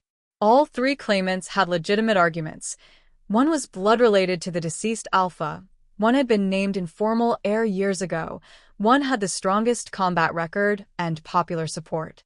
Dorothy spent 5 days interviewing each candidate, reviewing pack records, and consulting with Redwood members. Her divine connection helped. She could sense deception and genuine commitment in ways normal investigation couldn't achieve. But she also discovered something troubling. None of the candidates were particularly good leaders. The blood heir was entitled and inexperienced. The named heir was politically savvy but morally flexible. The popular candidate was strong but lacked strategic thinking. I could pick the least terrible option, Dorothy told Jackson on the 6th day. But Redwood deserves better than choosing between inadequate candidates. What's the alternative? Dorothy had been considering an unconventional approach. What if we don't pick any of them? What if I suggest Redwood transition to council-led governance instead of traditional alpha structure? Jackson's eyebrows rose. That's revolutionary. Packs have operated under alpha hierarchy for centuries. And maybe it's time to reconsider. Look at Silverwood. I'm alpha, but we function through collaborative leadership. You handle military strategy. Sarah manages administration. Elena oversees health and traditions. I make final decisions, but the pack runs on collective expertise. You're suggesting we export Silverwood's model to other packs. I'm suggesting we give Redwood the option. Traditional alpha succession if they want it, or they can try something different. Dorothy could feel the idea crystallizing. Not every pack needs one dominant leader. Some might function better with distributed authority. The proposal shocked the Redwood claimants and delighted the pack members. After heated debate, Redwood voted to trial council governance for 1 year, with option to return to alpha structure if it didn't work. You just fundamentally challenged supernatural hierarchy, Victoria said when she heard the news. Again. Do you have some compulsive need to revolutionize every system you touch? I'm just trying to help packs find structures that actually serve them, Dorothy protested. If traditional hierarchy works, great. But if alternative approaches work better for specific situations, why not explore them? Because change terrifies people, and you're creating a lot of it very quickly. Victoria's tone wasn't critical, just observational. The old guard lost political power, but they still have influence. They're going to push back against this council governance idea. Let them. Redwood chose this voluntarily. If it works, other packs might follow. If it fails, we learn from that too. The backlash came faster than Dorothy expected. 3 traditional alphas filed formal complaint with the council, claiming Dorothy had exceeded her authority by suggesting alternative governance structures. They argued that alpha hierarchy was fundamental to supernatural stability and that encouraging packs to abandon it was dangerous. They're trying to make you look like a revolutionary threat again, Elder Brennan warned. Building narrative that you're dismantling established order rather than improving it. Am I wrong? Dorothy asked honestly. I keep pushing changes that feel right, but maybe I'm moving too fast. Brennan considered carefully. You're asking if reform becomes revolution. It's a fair question. Here's my observation. You're not imposing changes, you're creating options. Redwood chose council governance voluntarily. Your training exchanges are optional programs packs can join or ignore. Even your transparency initiatives are adoptable rather than mandatory. But I'm still influencing the direction of supernatural society. Of course you are. You're a powerful, respected leader. That comes with influence. Brennan smiled slightly. The test isn't whether you influence others, it's whether you do it through force or through inspiration. So far, you've been very careful about the latter. The council hearing on the formal complaint proved Brennan right. Dorothy presented evidence that every innovation she'd suggested had been voluntary, adopted by packs who saw benefit rather than imposed by her authority. She demonstrated that traditional alpha structures remained available options, just no longer the only options. "I'm not trying to destroy supernatural hierarchy," she told the assembled elders. "I'm trying to expand it. Give packs more tools to address their specific needs rather than forcing everyone into identical structures regardless of whether they work." The complaint was dismissed.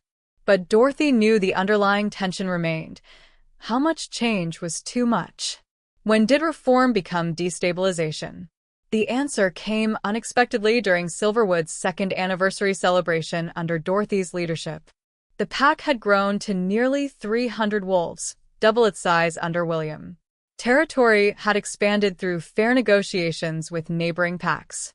The economy was thriving through new trade relationships. Training standards had risen dramatically. Pack satisfaction was at historic highs. But during the celebration, Dorothy overheard a conversation between two younger pack members. "I'm thinking of requesting transfer to Riverside Pack," one said. "They've got better career opportunities for logistics specialists." "Yeah, I considered Meadowbrook," the other replied. "Their medical program is more advanced than ours." They spoke casually, comparing packs like humans might compare job opportunities. And Dorothy realized this was unprecedented. Traditionally, wolves stayed with their birth packs for life unless exiled or fleeing abuse. Pack loyalty was absolute, questioning it almost unthinkable. But these young wolves were discussing pack transfers as normal career decisions, weighing opportunities across territories without any sense of betrayal. The innovation Dorothy had encouraged, cross-pack training, cooperative programs, reduced territorial isolation, had created something unexpected: pack mobility. She wasn't sure if this was good or bad. "It's both," Elder Brennan said when she consulted him. "Like everything else you've done, it creates opportunities and challenges simultaneously. Wolves having more choice is generally positive, but it does reduce traditional pack cohesion." Am I destroying the pack system by making it more flexible? You're evolving it.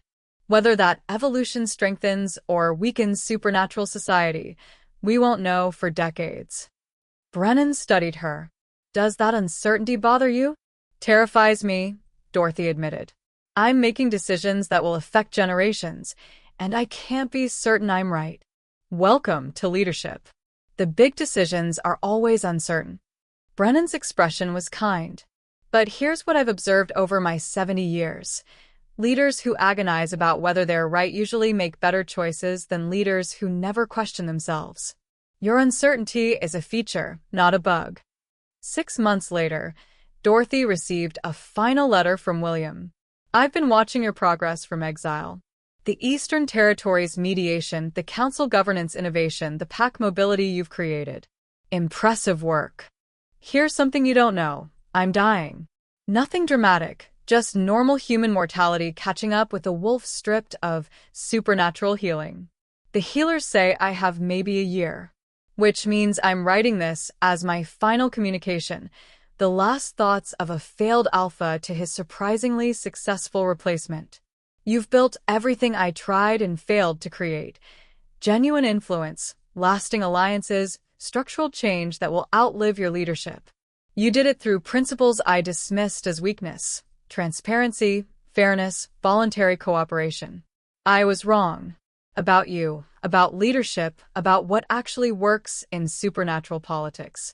But I was also right about one thing. You've changed. The gentle Luna, who married me, would never have manipulated council politics the way you did with Thompson. Would never have used information from a disgraced exile to advance her agenda.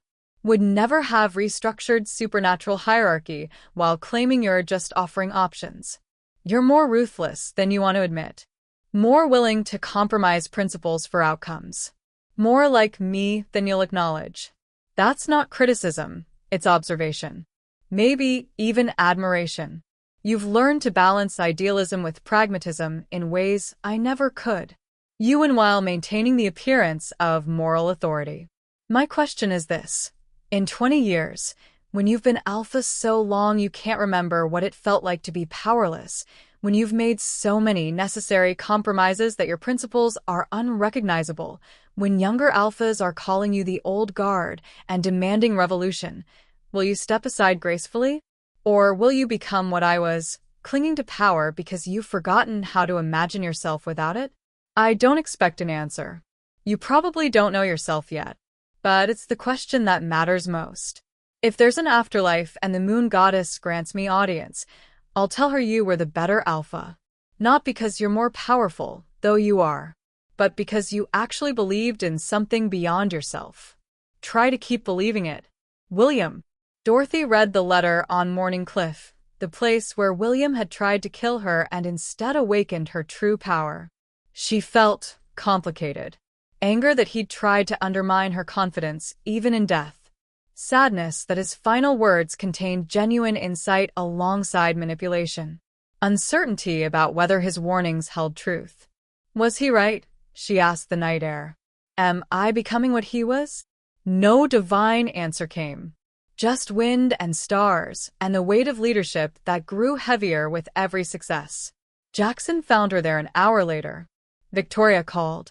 There's another succession dispute, this time in the Northern Territories. They're requesting your mediation. Tell them yes, Dorothy decided. But also tell them I'm training a mediation team. Eventually, they'll have to accept representatives instead of demanding the Morning Wolf Alpha personally. Succession planning? Preparation for the future William warned about. The one where I've been leading so long I've forgotten how to step back. Dorothy stood, her silver markings catching moonlight. I'm going to build systems that outlast me, relationships that don't depend on my personal power, innovations that work even when I'm gone. That way, when younger alphas eventually challenge my authority, I'll be able to step aside knowing the pack system is stronger than any individual leader. Including you? Especially me. They walked back to Packlands together, leaving Morning Cliff quiet behind them. Dorothy had survived attempted murder, exposed corruption, transformed supernatural politics, and built power structure that reached across territories. But her greatest challenge was still ahead, figuring out when to let go of everything she'd created. That was the difference between her and William. He'd accumulated power with no thought for succession. She would spend the rest of her immortal life preparing for the day when someone else would lead better than she could. It might take 50 years. It might take a century. But when that day came, Dorothy promised herself she would recognize it and step aside gracefully. That was the legacy the Morning Wolf would leave, not eternal leadership, but the wisdom to know when leadership needed to change. 25 years later, Dorothy stood before the Regional Alpha Assembly one final time. The changes she'd championed had become standard practice. Council governance wasn't unusual anymore. 12 packs had adopted it permanently. Pack mobility was normal. Young wolves compared opportunities across territories as routinely as humans changed jobs. Transparency in leadership was expected, secrecy viewed with suspicion. The old guard was gone. Thompson had died in obscurity. Morrison was forgotten. Even the traditional power structures they defended had evolved beyond recognition. Dorothy had aged not at all, still appearing the same 26-year-old who'd climbed out of Morning Cliff Ravine. But her leadership style had matured, softened in some ways, hardened in others. And now, Watching the next generation of alphas debate new reforms she didn't fully understand, Dorothy recognized what William had warned about. She was becoming the old guard. "It's time," she told Jackson, who'd aged into his 50s but remained her steadfast beta. "Find my replacement." "You're not serious." "I'm completely serious. I've been alpha for 25 years. The pack needs new leadership, new perspectives, someone who hasn't been making decisions since before half our members were born." Who could possibly replace the Morning Wolf Alpha? Someone who doesn't carry that title. Someone who earns authority through merit rather than supernatural bloodline. Dorothy smiled. "We've been building that structure for 2 decades. Time to trust it." The transition took 2 years of careful preparation. Dorothy identified a successor, Marcus Webb's daughter, who'd grown up in reformed Silverwood and embodied everything the pack had become. She trained her successor thoroughly, stepped back gradually, and finally, on the 27th anniversary of her transformation, formally passed alpha authority to the next generation. "What will you do now?" the new alpha asked during the ceremony. Dorothy looked at Morning Cliff in the distance, at the pack she'd rebuilt, at the supernatural world she'd helped reshape. "I think I'll travel. See how other territories are implementing reforms. Maybe mediate disputes when requested. Stay involved without leading." She smiled. "Turns out immortality is useful. I can be institutional memory without being an institutional barrier."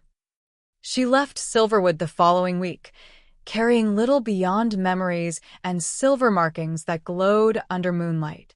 The pack threw a massive farewell celebration. Wolves she'd led for decades, young ones she'd watched grow, allies from across territories, all gathered to honor the alpha who'd changed everything and then willingly given it away. Elder Brennan, now ancient and frail, pulled her aside for final words. "You did it. You became powerful enough to change the supernatural world, then humble enough to step back when someone else could lead better.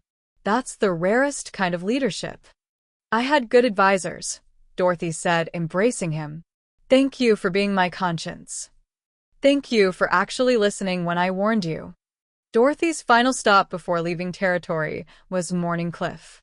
She stood at the edge where William had pushed her, looking down at the ravine that had transformed her life. "I kept my promise," she said aloud. "I stayed true to what I believed. I built something lasting. And I stepped aside when it was time." The wind carried her words into the night, and this time, Dorothy felt the moon goddess's presence, warm, approving, eternal. She'd survived attempted murder, exposed corruption, transformed supernatural society, and proven that power didn't require corruption. The Morning Wolf bloodline had returned not as tyrant or destroyer, but as reformer and guide. And now, finally, it was time to see what else immortality could teach her. Dorothy shifted into her massive silver wolf form and ran into the forest, leaving Silverwood behind but never forgotten, carrying forward the legacy of protection, truth, and principled leadership that would outlast any individual alpha.